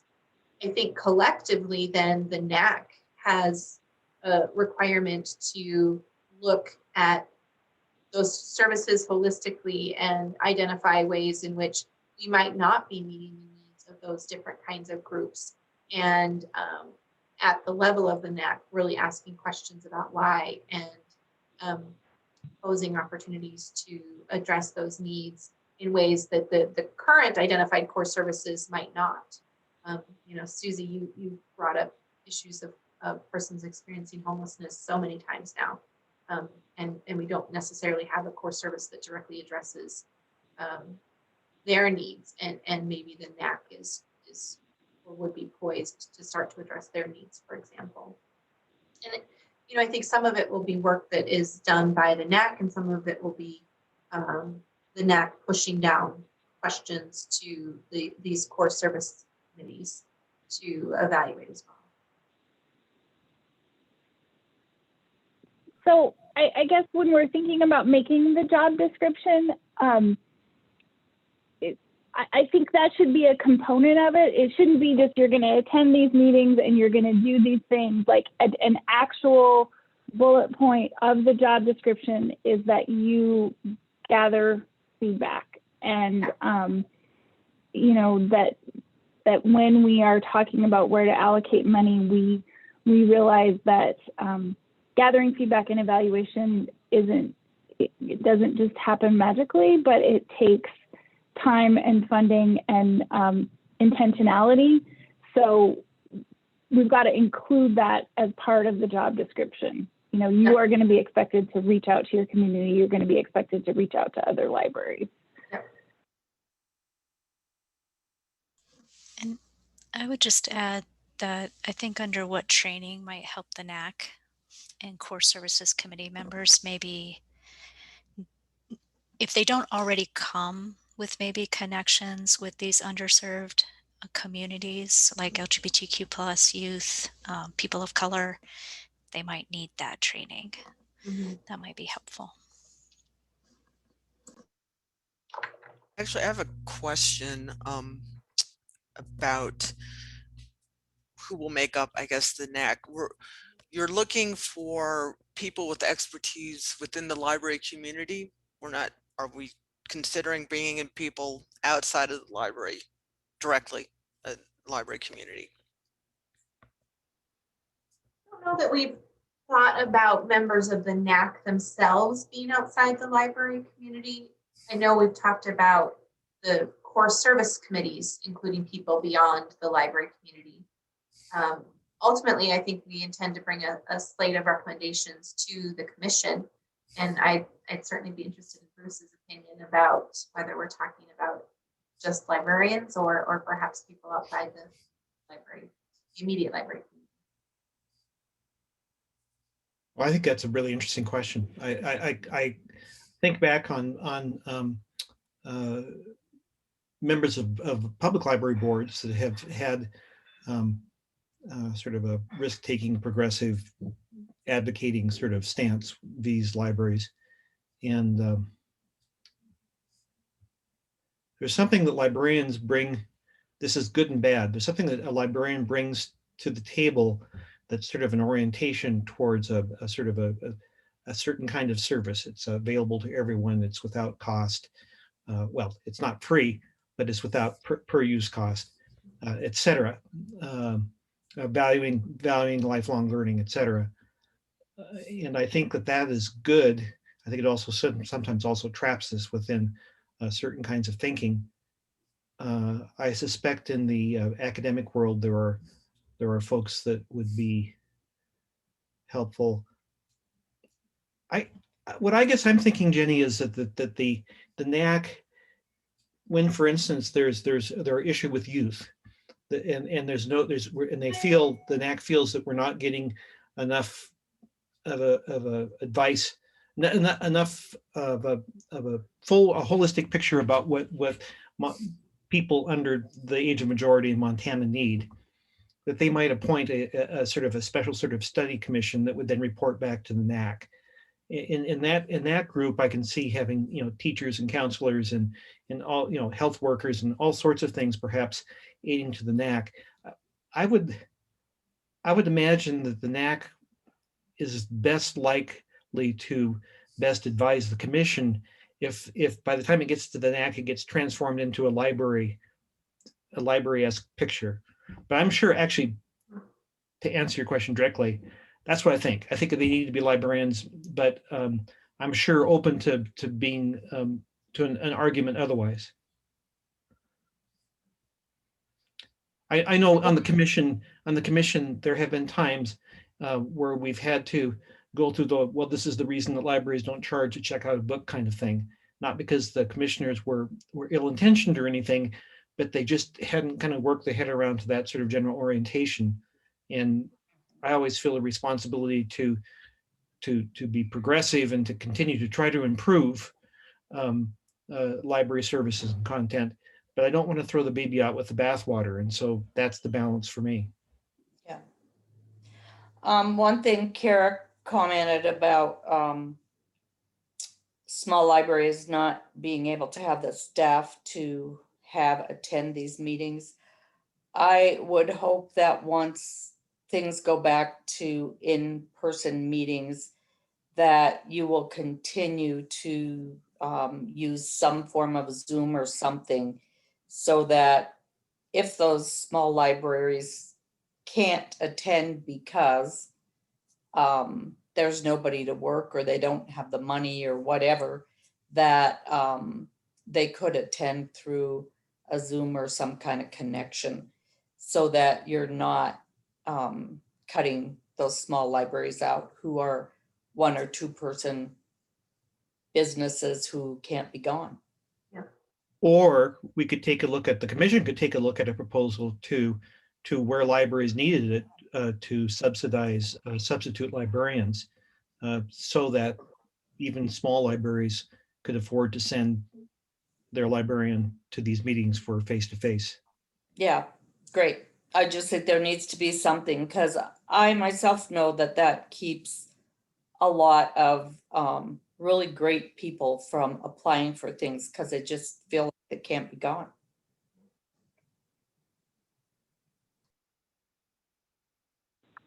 Just to throw out there, fire departments have mutual aid agreements, and something like that might be really fun to consider funding. I'd be happy to, if something happened at Cascade or Belt, we could mutually aid.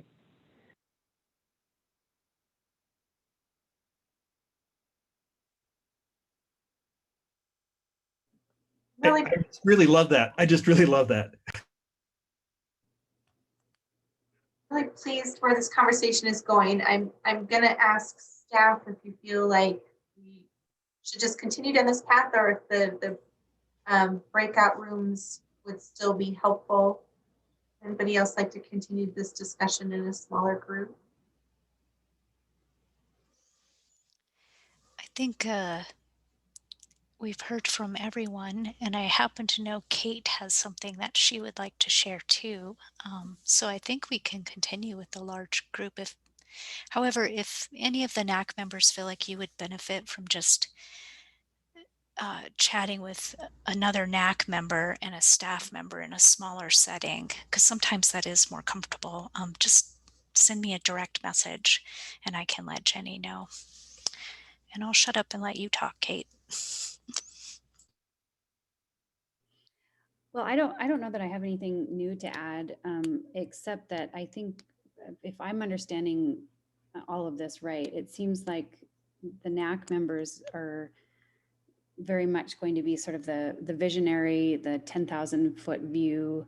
And one of the keys will be communicating with these core services committees and then trying to figure out how to balance the needs and the expectations that those committees are communicating in then advising the state commission. So although I think that, you know, they need to know their own communities, it seems like it might be more important for them to really be looking at our state as a whole, whereas the members of these core services committees can be more focused on the specific needs and what's most essential for their community. So obviously when you're talking about the youth, you know, I have a lot of input there and I have a lot of suggestions, but there are other areas that I am much less comfortable trying to come up with an opinion on. So I would feel like if I were on one of the core services committees, I would expect that the NAC would take what we have decided or what we believe is most important within that committee and then try to balance that with all of the other committees and how that translates into funding and all of those things. So really trying to balance all of the expectations, which is a lot. I think you said that really well, Kate.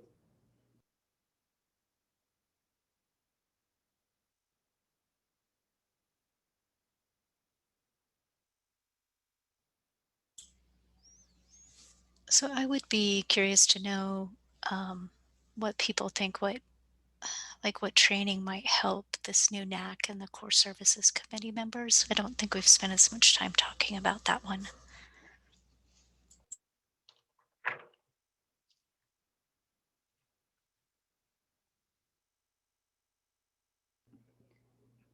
I will jump back in here again real quick. One of the things that's been the biggest struggle for me in my time as a NAC member is just understanding the structure of everything and the responsibilities. And so I think, and Tracy did a really good job of providing that information when I first joined the NAC, but I still struggled and continue to struggle with understanding all of the different connections and what the expectation is. And so I think a NAC member, someone said this, I think having sort of the historical view of the NAC and also the structural view, I think is really important so that they know what their role is.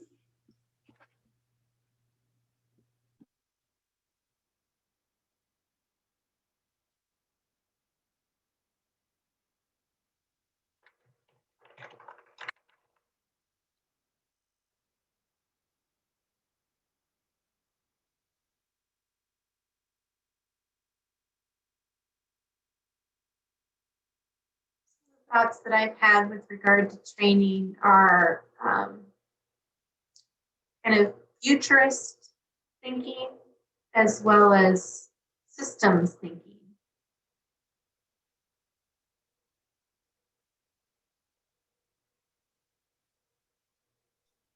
And what about politics?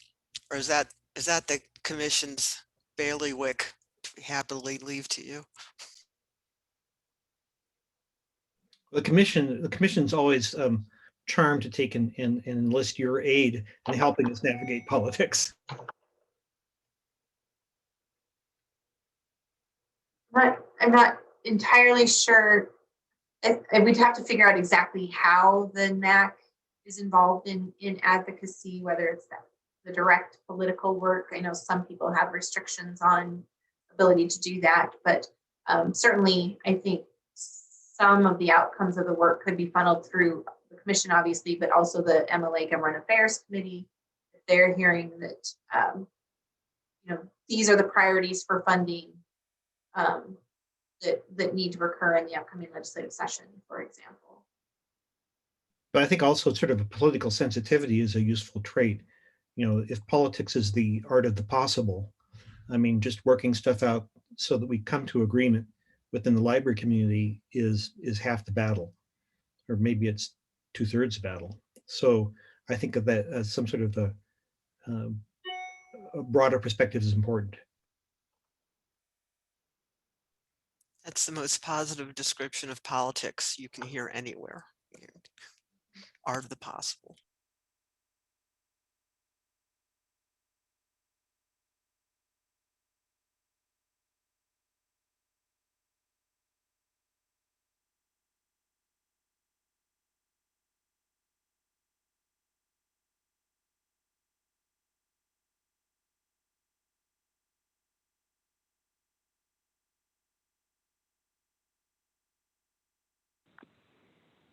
I think along with the historical view of the NAC and the structural view of the NAC, like really getting a handle on the budgetary issues of like, what is the LSTA funding and what is the coal severance funding and what's paid with what?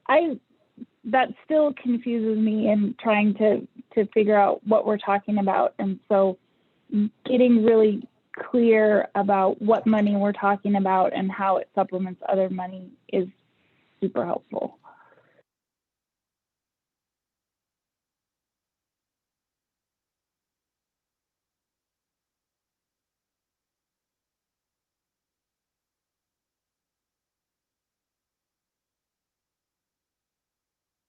To what degree does the NAC need to be composed of busy people?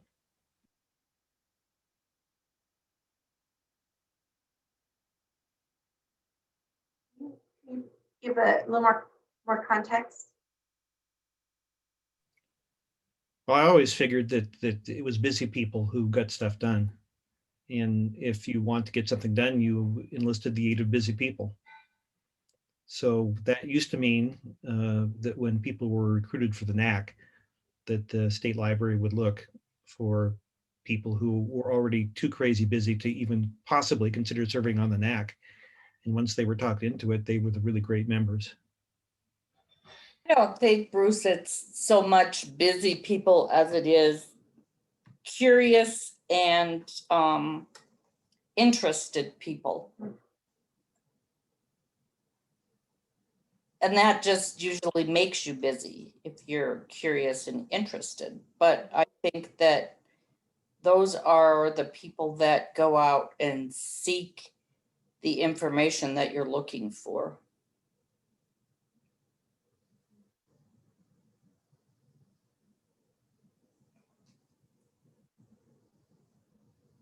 And they have to have a high degree of energy, obviously. 40 or 50 years ago, I read a white paper that was actually typed from the American Library Association that talked about using opinion leaders to both gain evaluation, but also drive change in communities. And so they were advocating library boards or advisory groups in public library setting to be made up of the people to whom other people in their community turn. So you would get ministers or leaders on the Chamber of Commerce or whatever that was. You would focus the composition of your groups on opinion leaders. I don't know if that's still a phrase which is used, but I would want the people on the NAC to be people who are looked up to from the library community as people who were, as you said, Honor, curious and interested and busy, and who attracted good ideas and who were great storytellers and talked about good ideas, so and sort of help promulgate change. I've said promulgate twice. That'll be the last time.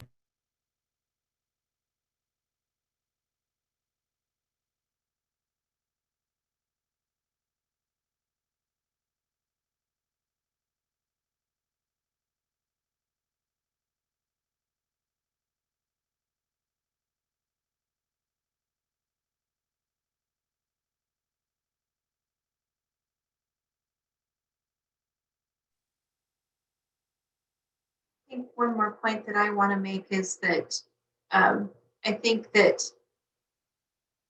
one of the things, and Bruce said this too, we hope that we can continue to grow leaders within the library community as well. And I think all of these competencies and knowledge and skills certainly pertain to the NAC members, but also I hope members of these core services committees understanding that the work of those core services committees would be focused on those core services. And so it's a way for people, you know, that passion, that interest, that expertise to do some of this work, but within the framework of that specific service that they're most interested in. And I hope that we can create opportunities for collaboration within those core services, and that people will grow their skills and eventually serve in the broader NAC as well.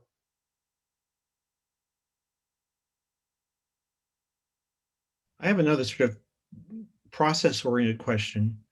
So we've been talking about stepping back a number of steps from this discussion. We've been talking about making these changes to the NAC for some time, for what, 3, 4, 5, 6 months. We've up to this point, the NAC has been sort of in favor of moving forward with this plan.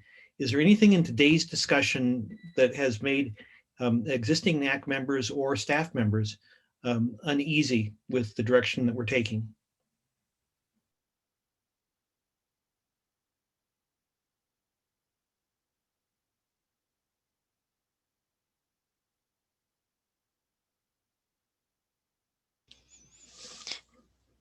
I'll speak up while the other NAC members are thinking. I'm not uneasy with the direction. I just want to make sure, and just to kind of share, I've kind of been spending the last year and a half on equity, diversity, and inclusion work, and how to be more anti-racist. And I'm just a little bit worried in my kind of understanding of the systems that we've built over time, that we make sure that we don't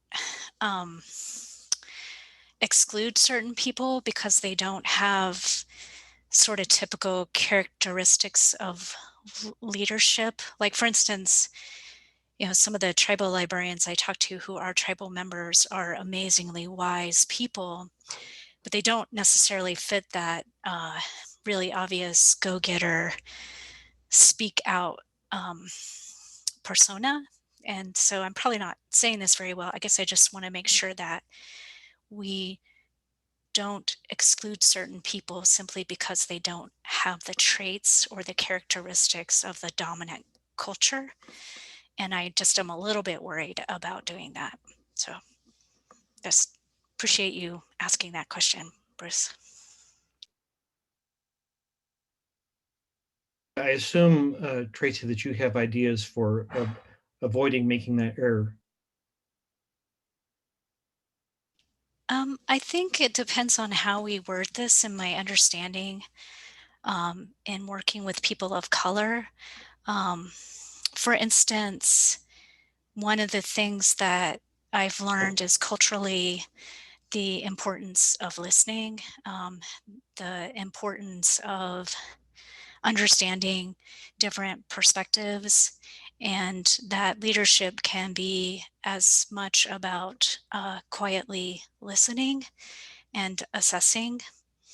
And, you know, if we write the job description, I'll do my best to kind of watch for this, but I might also ask for help from Joy and Erin, is to just kind of make sure that we're not writing it in such a way that we are excluding those folks, because they don't always, I'm not sure kind of how to word this because I don't really feel like I'm qualified to speak for them because I'm not a person of color, but I think we share their values, and there's a great emphasis on collaboration and working together. And then also a sense of sometimes in the dominant white culture, there's this like, go out, do it now, grab it.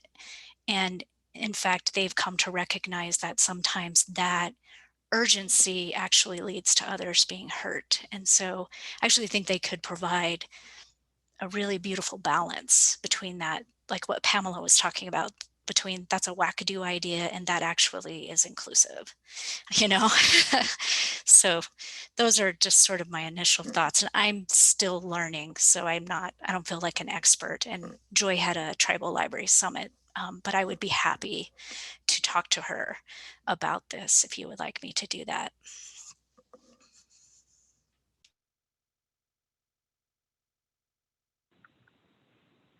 So maybe we should add some equity, diversity, and inclusion training, how to work with different communities, to some of the training that might help the NAC. I completely agree. And like I said, I actually see that as maybe sort of an ad hoc committee of the NAC that's really focused on training for the NAC and for service committee members, so that as we are really deliberate in our planning and evaluation in the future, we're taking those kinds of considerations in mind. And it may too be that now is the time for us to, in our processing, as in our processing of stuff, that we have a filter that we consciously run stuff through to see about equity, et cetera, et cetera, et cetera. We sort of automatically say, you know, do we have is it a valuable process or product? Do we have the people to do it? Is it valued by our opinion, by those who fund us? Do all that kind of stuff.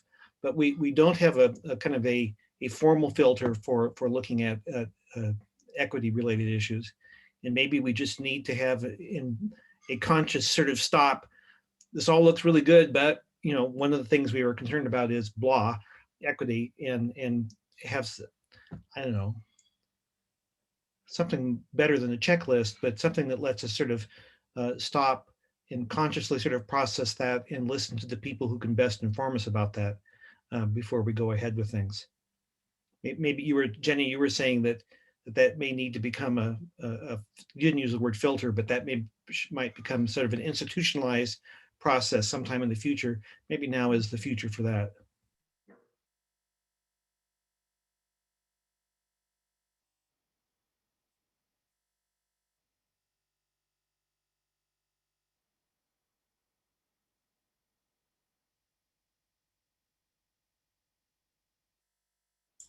Kara asked a really good question.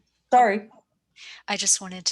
Kara had asked about the training and would it be variable and communicating on the timeline. It looks like Jody was agreeing with Kara. So I think Kara, if I'm understanding you right, what you're saying is some of this training actually for the NAC, and then other training will be for the core services committee members? And then if so, what kind of timeline would we need to use? Yeah, I was wondering, like, I mean, this could potentially be like, it could sound like a fire hose to some folks from really, small libraries who would like to provide input. But I mean, EDI training in itself is a very dense and long-term sort of commitment to profoundly work on. So I was just wondering what your thoughts were about how this training would be delivered to members. Well, I think first and foremost, I would ask the NAC to prioritize what training is most important moving forward. And you know, there's probably 2 to 3 years worth of training on this list easily. So certainly not all at once.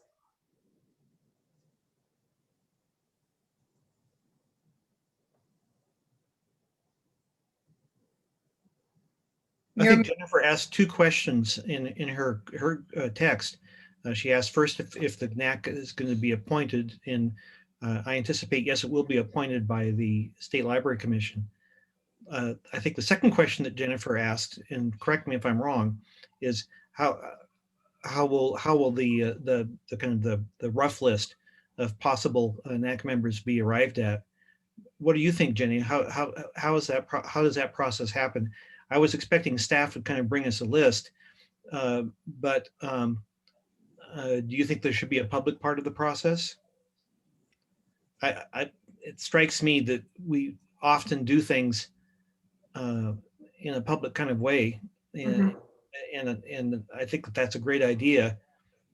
I don't understand. I don't understand how that's going to happen.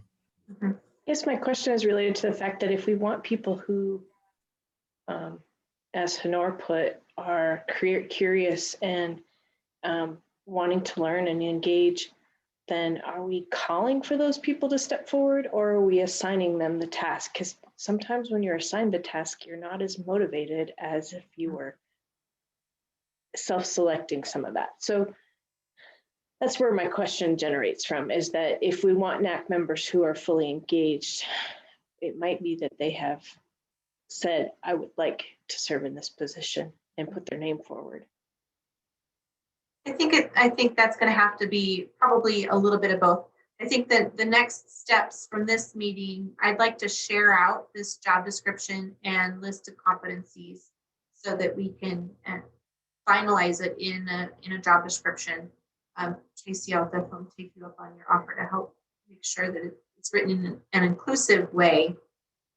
And then I think staff will work with current NAC members to brainstorm people that we think most align with the competencies and skills that we've identified here. I certainly think we can have a public process of articulating out, this is the work of the NAC. This is the kind of people we're looking for. If you are interested in serving and would like to be nominated, please let us know. I think it's also a matter of all of us knowing people who probably fit this description and seeking them out and asking if they're interested and whether or not they might also be nominated. We had talked in the past about at the beginning appointing NAC members in sort of with staggered periods of time that they would be asked to serve, and so that would basically from the beginning sort of ensure a rotation through the NAC, and so that probably plays some part in it as well.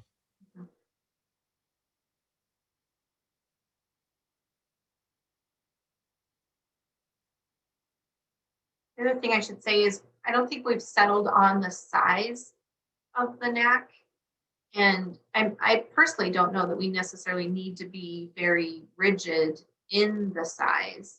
I think we could have more of a range. I think the most important thing is that the people who are serving on the NAC are committed to doing the work that is identified in the job description, as Susie said, that it is very deliberate, it's very intentional, and results in real outcomes. It strikes me, and I'm offering this to everyone online here. Strikes me that the size of the NAC should be somewhere, more than 6 and 12 or less. Does that sound like what people's general expectations are?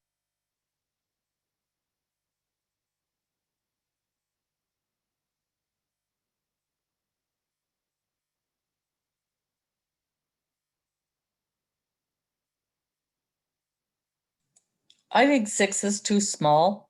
I don't think you're getting a good cross view of Montana if you just have 6 people. But around 12 is probably good. I always like to set committees up so that they are odd numbers rather than even. So just for purposes of voting, it seems to be easier. You don't end up with ties. The advantage of even is that you force consensus.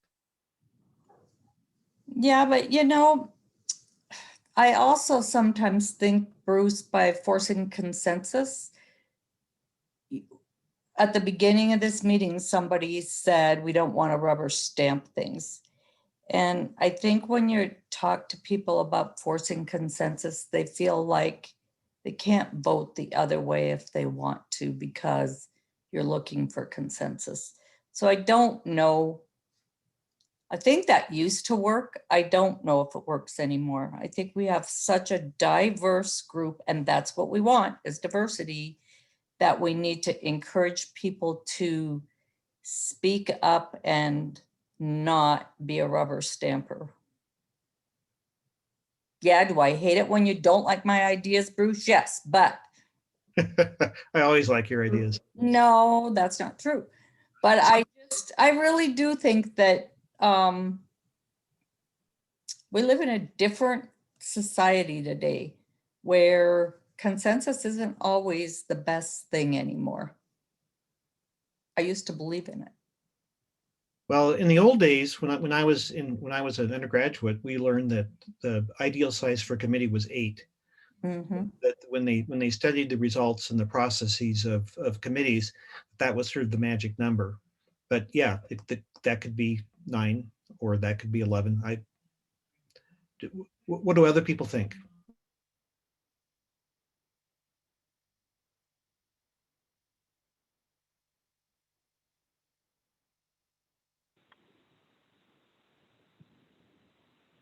I think the size between 6 feels a little small, 12 feels a little big, somewhere in the middle. But I think that making sure we have the right people on, like I think sometimes we're short somebody, and so we kind of strong arm somebody to be on a committee, and and sometimes that works okay, but sometimes that doesn't work great. And then I did have one other suggestion that might be helpful. When we do the training portion of the NAC, if we could work with Joe Flick and make sure that people get CE credit for that, if it could be somewhat formalized, that might make it more attractive to people. That's a good suggestion. And there's some good comments in chat about the size of the group as well.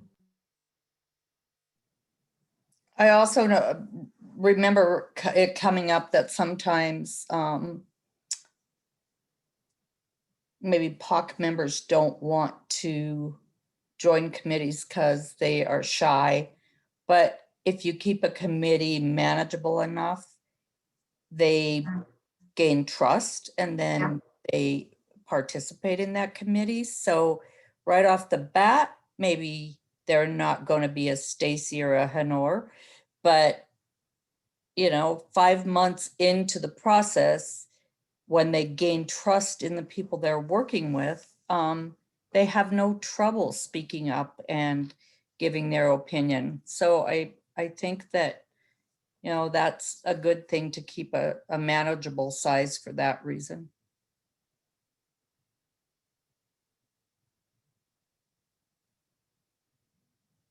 Actually, another topic for training would be how to be a good committee member. Mm-hmm. Absolutely.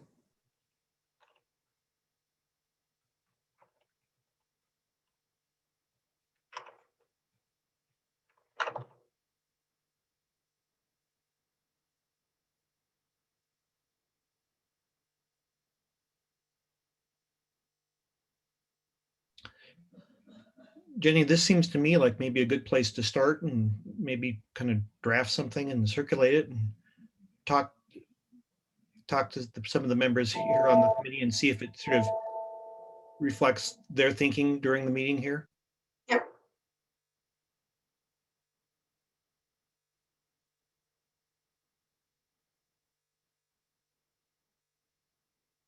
Anything else anybody wants to make sure that we capture before we move on in the agenda? We just have a little bit of time left. Thank you all for your thoughtful approach to thinking about these questions. I just want to thank the State Library staff and the commission for being risk takers to move in this direction again. I think it is a positive thing for Montana libraries. Thanks, Honor. Thank you, Honor.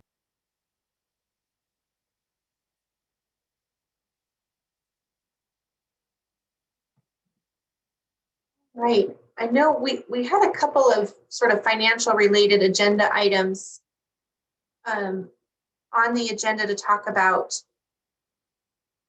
One is just starting to think about the FY22 budget, and we shared a memo with you with information about our current known costs going into FY22 and our LSTA award for FY21, 1.24 million. That's about a $40,000 increase over last year. We know we have some known expenses. I better stop sharing my screen so somebody else can share stuff.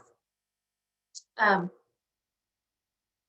then the sort of the remaining unknown right now is the outcome of House Bill 374 and the coal severance tax funding and how much we'll end up with that exact appropriation. I tend to think right now, though, that it's a little, it's not helpful for us to think about the FY22 library, FY22 library development services budget in isolation with this stimulus funding sort of on our doorstep, because those funding sources, understanding that the stimulus funds will come through the grants to states under the auspices of that authority, some of the funding priorities will naturally align. So I think it would be really useful for us to just think more holistically about our current budget and the services that we're offering, and to talk about opportunities for investment in those programs to address some known needs and other thoughts and ideas about how we might spend a significant amount of funding if it comes our way. I said earlier that, man, I wish we had this structure we've been talking about in place right now, because I think the NAC would just be so much better positioned to answer these kinds of questions than we are today. But regardless, we have a great opportunity potentially in front of us. And so that said, with the information that you have right now, the question that we'd like to pose to you is where you see needs for us to continue or expand our investment in light of the funding that we might have available. And why don't we go ahead and just bring up the preliminary budget so we have an idea of what those projects are that we talk about. And certainly if anybody has any questions about the current budget needs, please pipe up.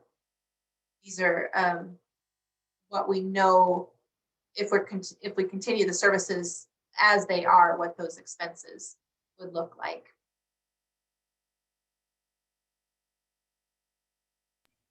Is it true that the kind of the relief funds, the stimulus funds that we're hoping for should be considered by and large one-time only monies?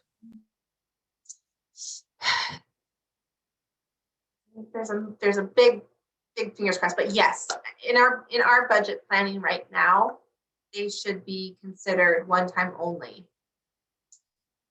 Where I'm cautiously optimistic is that this reconciliation process that I mentioned earlier, it's almost like it creates a new base budget, or it has the potential to create a new base budget for LSTA, where we can just say to Congress, you funded us at this level last year.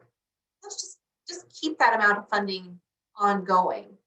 How successful we'll be in doing that, I don't know. But the argument and the political path to make that happen is sort of before us. But to answer your question, Bruce, this 2.3 million right now, the safest bet is to consider it one time only. So thinking about it just through the lens of a commission member, what I would look for is one-time only money that basically further existing priorities, not necessarily existing programs, but existing priorities, things that we've identified as needs and sort of general strategies that we're using to identify that. But wouldn't it be swell if we could also kind of have a corner of our head thinking about stuff that we've been dreaming about, but have been afraid to even mention because it was just out of our reach financially. And it'd be good if there are any things like that that are being held in the head of either staff or certainly of NAC members or the library community generally, that they at least got aired. I wouldn't want to take and spend one-time only money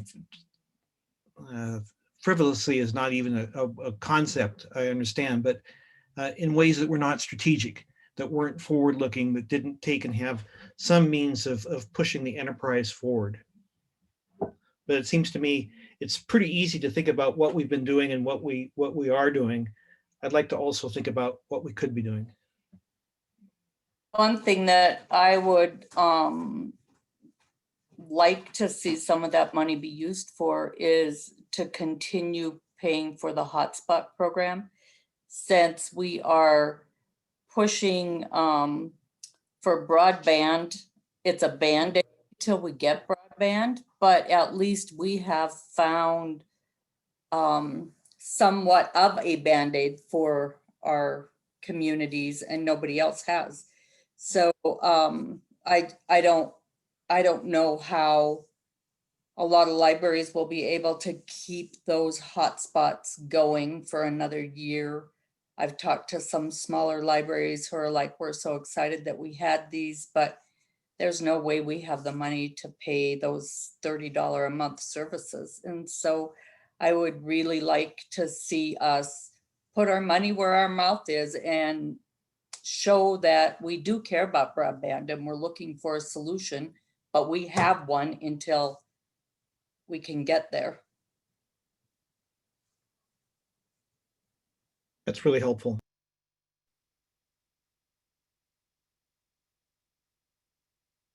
Looks like there's lots of agreement in the chat. Just for perspective, I think we're spending about $90,000 a quarter, so about $360,000 a year to continue that program.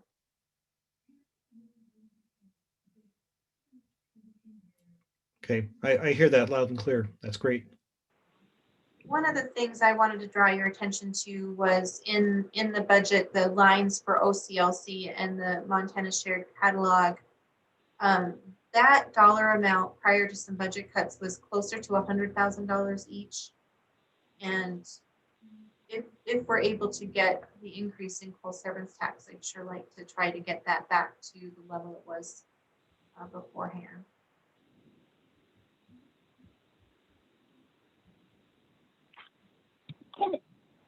This is Susie. What on the first page, the fourth one down, that's LSTA continuing education. Is that Joe Flick? Is that a staff person, or is that, what is that paying for? Yep, it is Joe. Okay, thank you. And I would also add it pays money towards OCLC's Web Junction for online learning.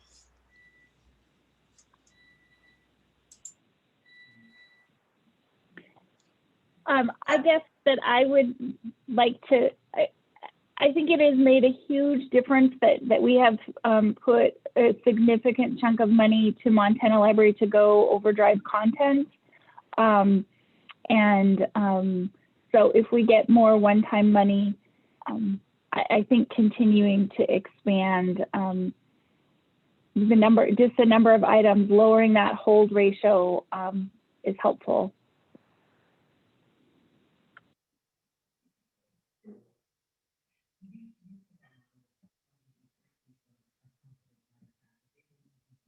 I think you know, that Susie's right about putting more money and supporting Montana Library to Go. My only concern is that it's like a never-ending sucking sound coming from Overdrive.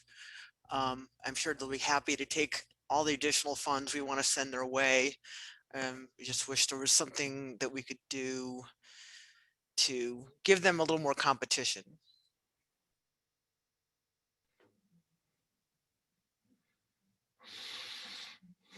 And I think a lot of that has to do with the publishers. I have been really excited that there have been a couple lending models that have come out that are so much better. They're like we can buy 100 checkouts that can be concurrent, and that has helped a ton. And if we could get more of those flexible lending models, that would go a really long way. But that really is publisher driven, not Overdrive driven. No, I know that, but nonetheless, I don't think Overdrive is crying too much about it. You know, but then you're getting into politics again. So, Well, are the things that the state library should be doing to push somebody towards having more useful lending models or different pricing models or something?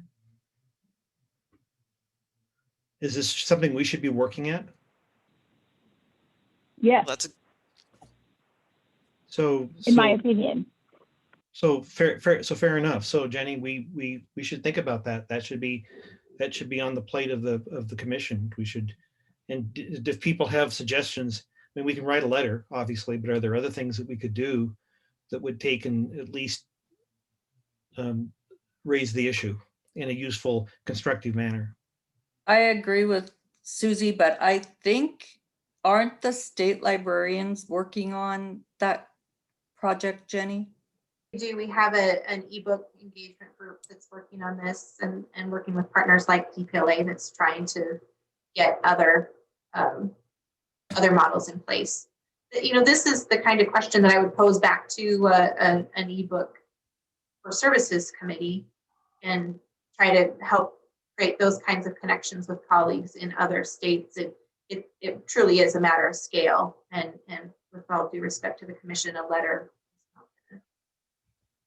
not going to move that needle one little tiny iota, but you know, leveraging our voice is what it would take, and having people with expertise to guide us, I think, is really important. Perhaps we could allocate some funds to supporting people who are doing good work with ebooks in Montana. Exactly. I think that's exactly it. I think this was maybe Pamela's point, creating some competition. And looking at how we can invest in other publishers that have favorable library terms. Well, I remember Elsevier had their leash jerked fairly sharply a couple of years ago, and perhaps we can do that. Well, I would be in favor. Oh, go ahead, Kate. Sorry, I was just going to say, in connection with this, you know, putting money towards Overdrive, one thing that might be worth considering is, I know that not all school libraries were not allowed isn't the right word, but were able to join the Montana School Library Digital Collection.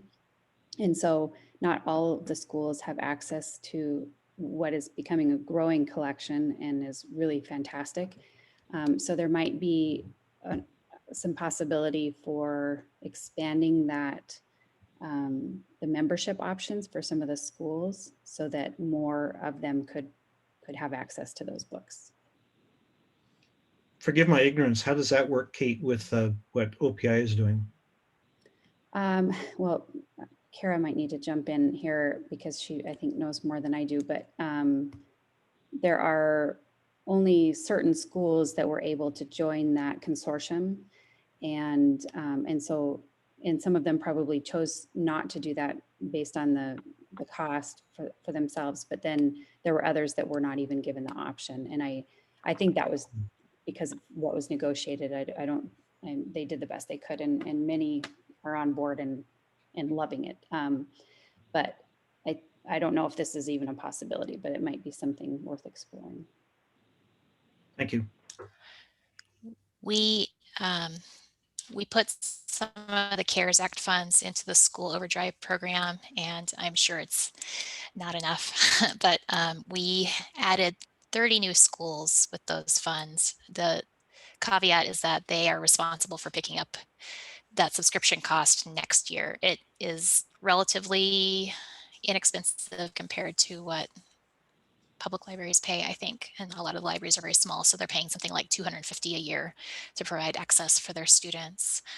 And the cool thing about that project, as long as we're both on the same vendor at least, is that we are able to connect the Montana Library to Go collection to the school app so that they can access age appropriate titles. So we've worked on that over the last year to try to create more access points for students, but it would be cool to be able to extend that if we are able to. I don't know that OPI provides any funding for e-books. To my knowledge, they don't, or at least they don't contribute to that program. As long as we're talking about e-resources, I think that there was a lot of conversation this year about the New York Times e-resource, and a lot of public libraries wanted to be able to offer it, but the cost was too high.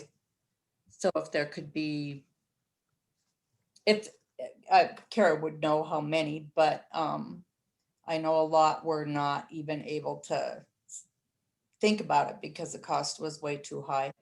That could also be an equalizer in the state for people to get national information. We ended up being $7,000 short of that goal for statewide access.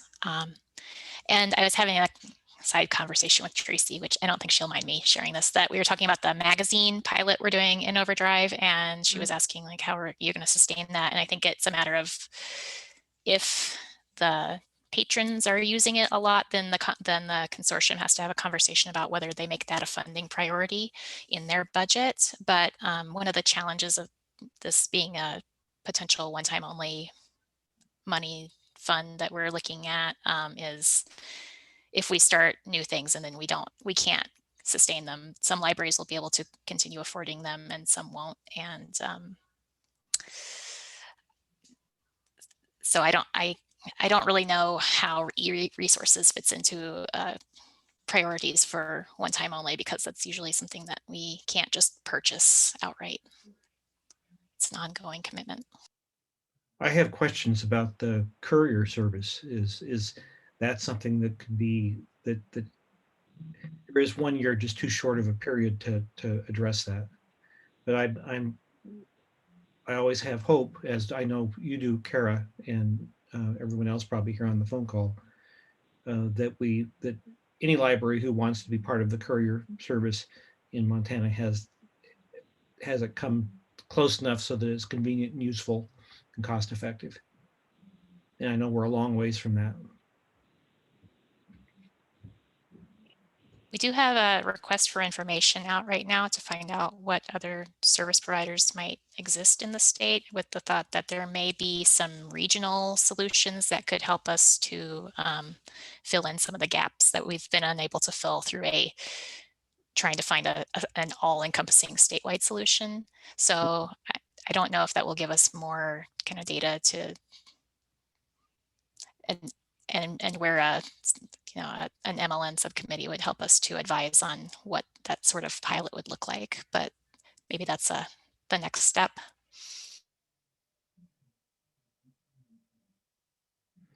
Jenny, are these going to be 1 year monies or 2 year monies? Well, what I've been told is between 2.2 and 2.3 million, they think spread out over 2 years. So that would actually be a useful period of time. Yes, exactly. What I was going to say is, I think the structure that we're talking about lends itself to being able to explore questions of investment for one-time only projects versus ongoing projects, what we can learn about the impact of those services in the interim. I would turn the question right around to the Course Service Committee and the NAC about investing in e-resources with one-time only monies. That's something that we need to hear from libraries about. Is it worth that investment knowing it could go away? But with the idea that in 2 years' time, we'll be proposing a budget to the governor's office and the legislature, and having really good information about the cost and the use and benefits could be exactly the thing that we need to make that argument for ongoing funding, or in the future potentially having an increased LSTA funding or other kinds of funding models. Like Bruce said, it becomes the work of the commission then to figure out how to solve these kinds of funding challenges. I think that's a really interesting point, Jenny, about what might be sustained after that initial funding period. To me, there seems like an obvious relationship between, again, the K-12 and higher ed. And the public libraries, there are a few things here and there that I mean, the usage stats will back up, but I think a lot of it will not hold up outside genealogy and auto repair and a few other things like that. But you know, it's still, my question was kind of OPI. Yeah, what is OPI doing in as far as supporting their schools and giving them e-resources? That would be, personally, just off the top of my head, that feels like something I'd want to be looking at.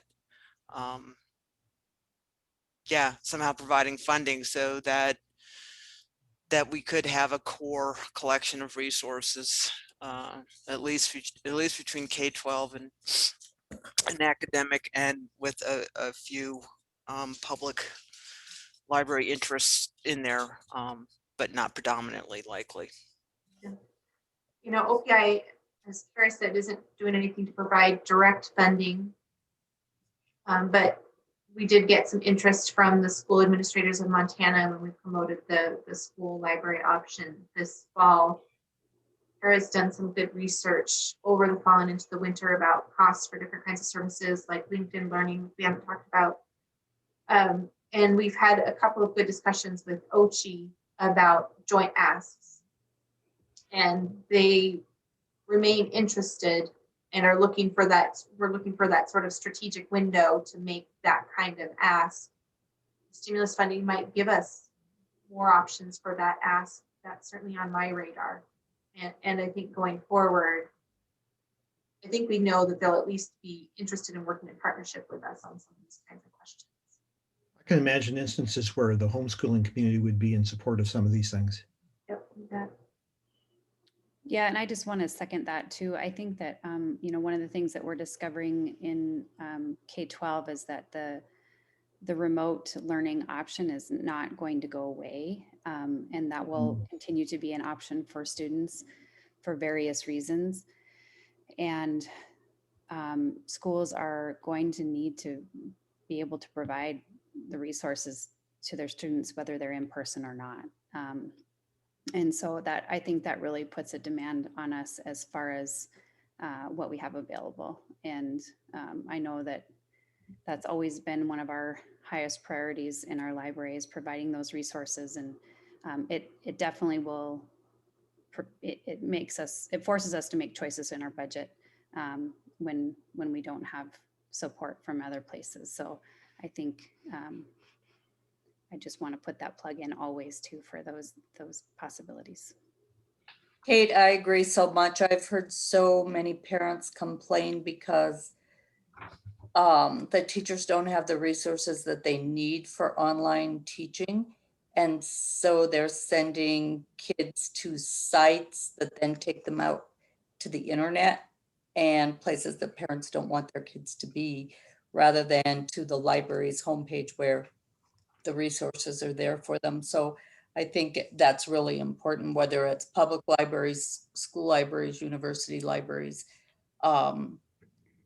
we all need to bump up our game just to support that school education, homeschoolers, whoever, because this pandemic has been a game changer.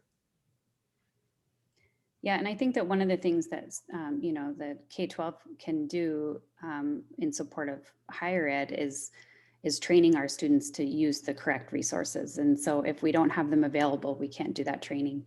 And so then, you know, Pamela and I have talked about this a lot. Then they go to higher ed and they don't have the confidence, they don't have the knowledge, they don't have anything that they need to seek out those solid resources, and that's an issue. So if we can start them doing that when they're little, and then continue that all the way through their K-12, having that option is really helpful.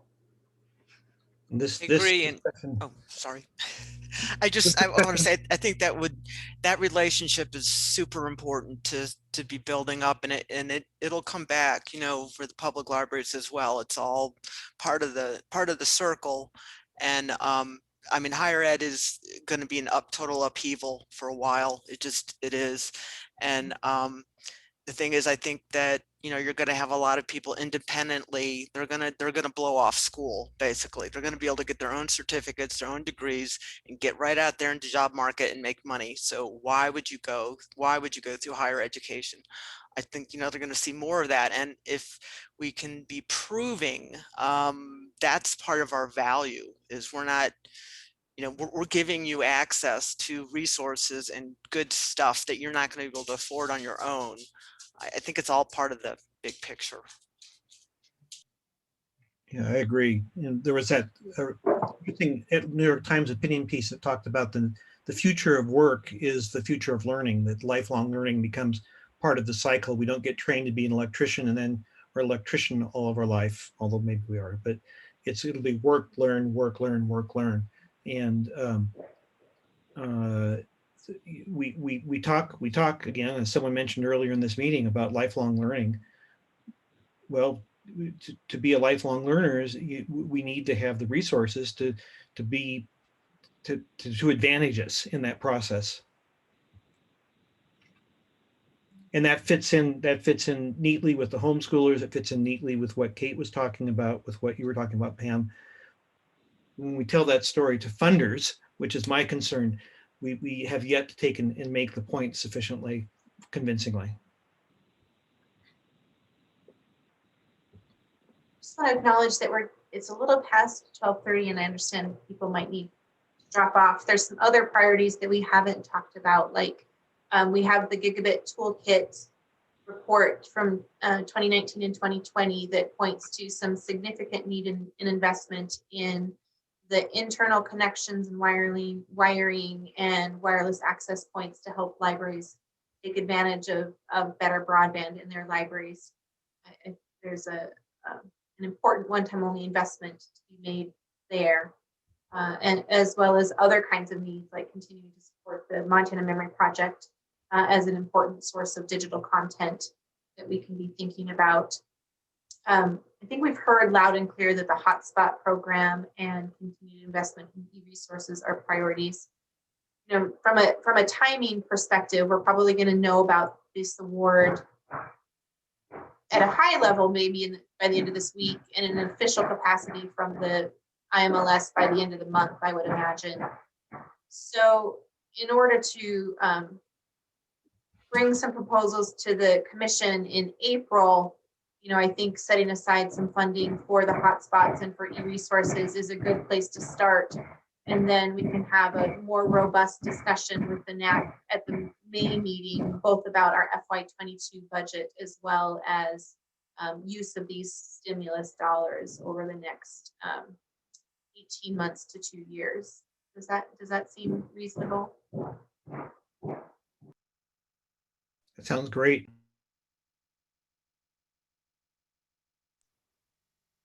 Yes, does to me.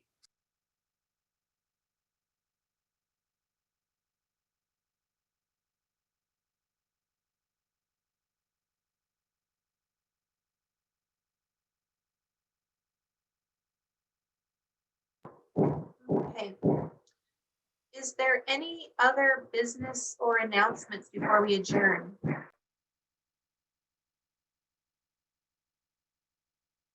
I'd just like to thank everyone for a really good meeting. This is really helpful, and this is going to really help the commission. Thank you very much.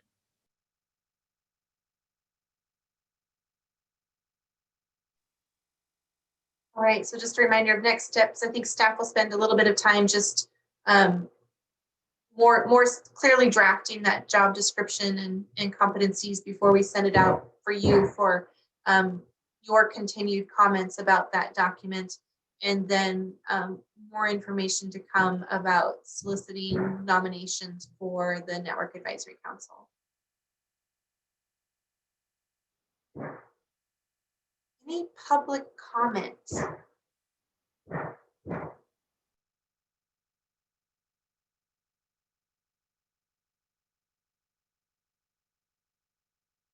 All right, then let's go ahead and adjourn. Thank you all.